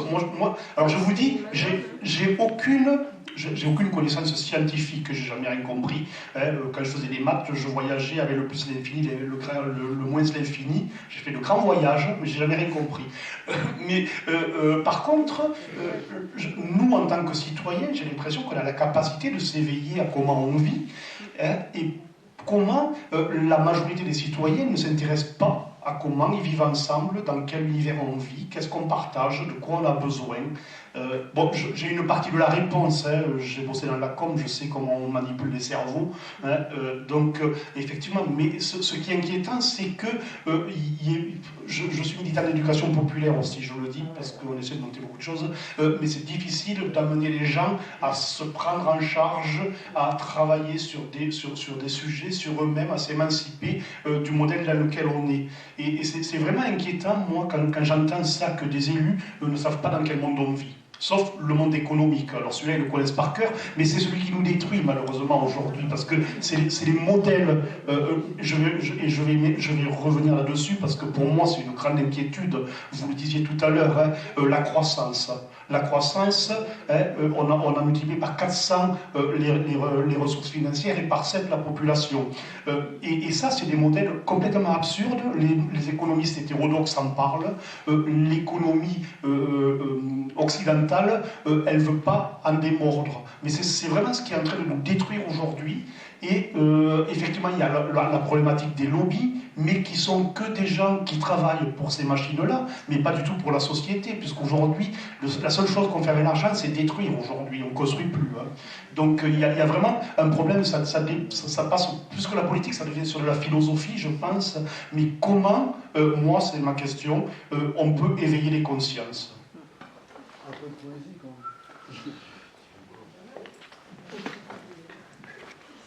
Moi, je crois beaucoup en l'éducation populaire. Je voudrais vous parler de quelque chose que vous regardez, je regarde à ma grande honte d'ailleurs, parce que France 2, le journal du soir et la météo. Oui. Vous avez vu qu'il y a un petit minute 30 là qui est consacré au climat à chaque fois maintenant? C'est Christophe Cassou qui l'a obtenu et qui l'a mis en place. c'est dans l'idée d'éveiller les consciences. Notre train, c'était dans l'idée d'éveiller les consciences. L'éducation populaire, c'est d'éveiller, parler climat tous les jours à la télé, devant le journal de France 2. Ça a été, alors Delphine Ernotte a mis une équipe de 8 à 10 personnes. Ils ont aussi signé la charte arrêter de faire des publicités. Enfin, ils ont signé une charte qui est en 10 ou 12 points, d'écouter les chercheurs. Donc ça, c'est France TV. C'est Christophe, enfin, parce que depuis qu'il a fait le rapport du GIEC, il est quand même encore plus investi. Et il passe énormément de temps, tant que je n'ai pas trop le temps de passer moi, parce qu'en plus de ma tâche que vous avez tout décrit, je suis aussi directrice de l'Observatoire Midi-Pyrénées, c'est-à-dire du Pic du Midi, des installations qu'on a à Lannemezan, à Tarbes et de Toulouse. Et donc je suis assez... Mais lui, il a décidé de dégager tout son temps autre que recherche à ça, et à passer à la vitesse supérieure de l'éducation populaire. Et pour ça, le véhicule média. Et donc, la radio publique et la télévision publique, en fait, tout le système public s'est engagé à ne plus faire de publicité climaticide. Ça prend du temps, hein, parce qu'ils ont les marchés. Donc ça va prendre du temps, mais on commence à le voir.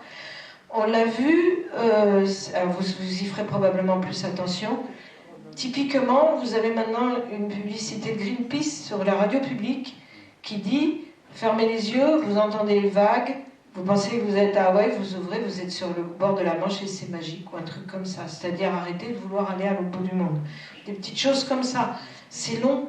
Faut qu'on soit patient. Ça fait 50 ans qu'on en parle et puis on commence vraiment à en parler plus, beaucoup plus, hein, qu'avant. Il y a 10 ans à peu près qu'on en parle vraiment beaucoup plus. Maintenant, on a vraiment nous observé ça, qu'on est invité, voilà.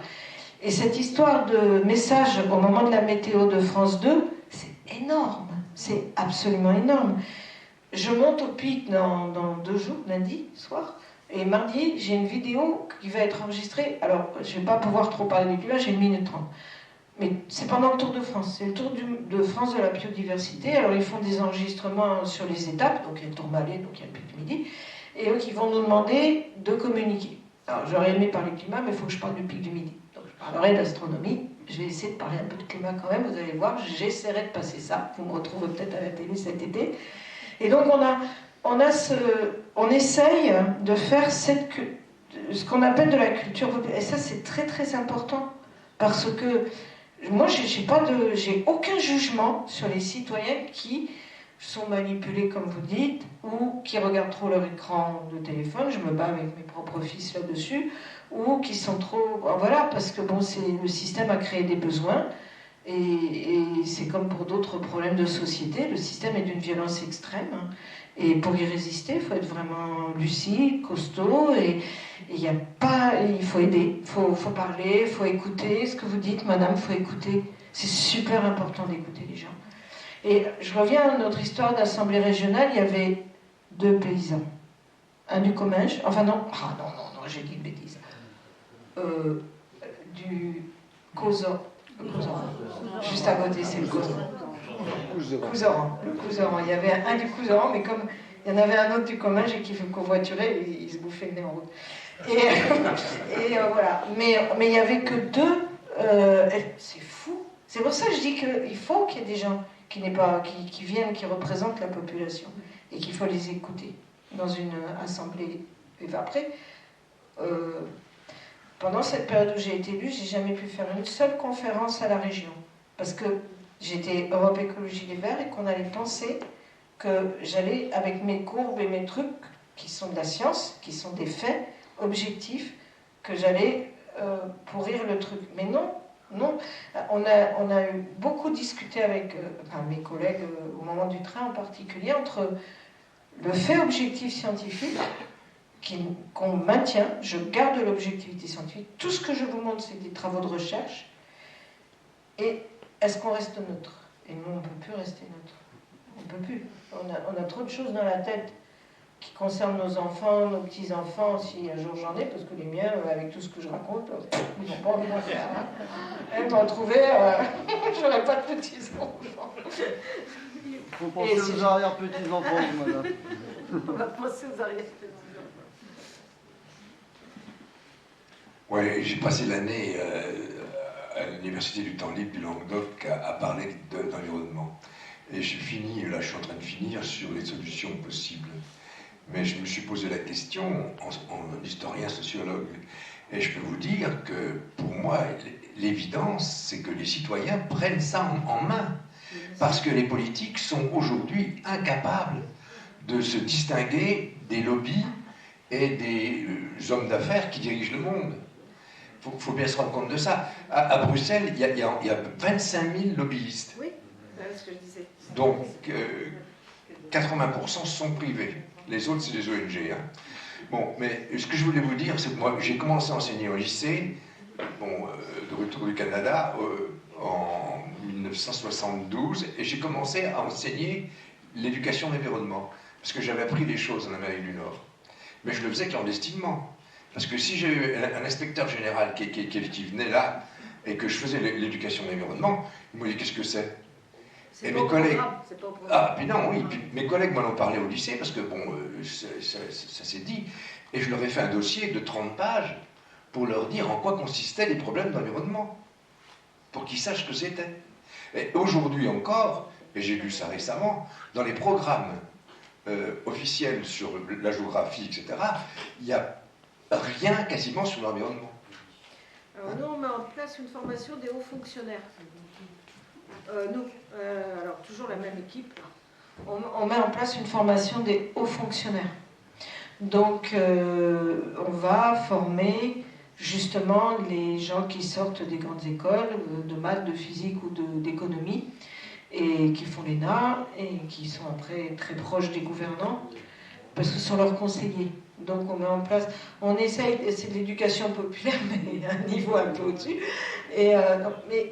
Alors en fait, c'est très connu dans le développement durable, il faut que toutes les échelles se prennent en main. Donc l'échelle citoyenne, c'est celle dont on parle sur les fameux petits gestes de la brosse à dents, mais en fait c'est plus que ça, parce que en baissant d'1 degré le chauffage, ça change beaucoup de choses, en utilisant moins sa voiture, ça change beaucoup de choses, etc. Parce qu'on est très nombreux, d'accord? C'est pas chaque individu qui va jouer, c'est la somme des individus qui va jouer.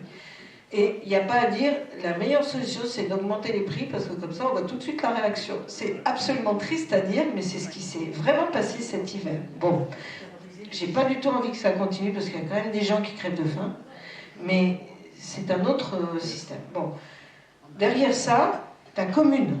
Après, vous avez la ville, la communauté de communes, pour laquelle on ne vote pas. Vous avez remarqué qu'on ne votait pas pour la communauté. La région, pour laquelle on vote. Après, voilà, on monte les échelles, et à toutes ces échelles, on peut intervenir. C'est juste comment, mais je lutte considérablement contre l'abstention. Et je pense que vous luttez aussi contre l'abstention. Parce qu'on laisse faire, et arriver des choses qu'on n'a pas envie de voir avec l'abstention. Et voilà, je ne sais pas comment... Après, vous choisissez la couleur que vous voulez, mais il faut que ces personnes portent des raisonnements justes sur le changement de notre société. Et des raisonnements éthiques, équitables, etc. Et bon, il faut remettre du fond dans tout ça. Et c'est pour ça qu'on forme on forme tout le monde, en fait. On essaye de former les élus. On se débat pour mettre en place des formations absolument à tous les niveaux.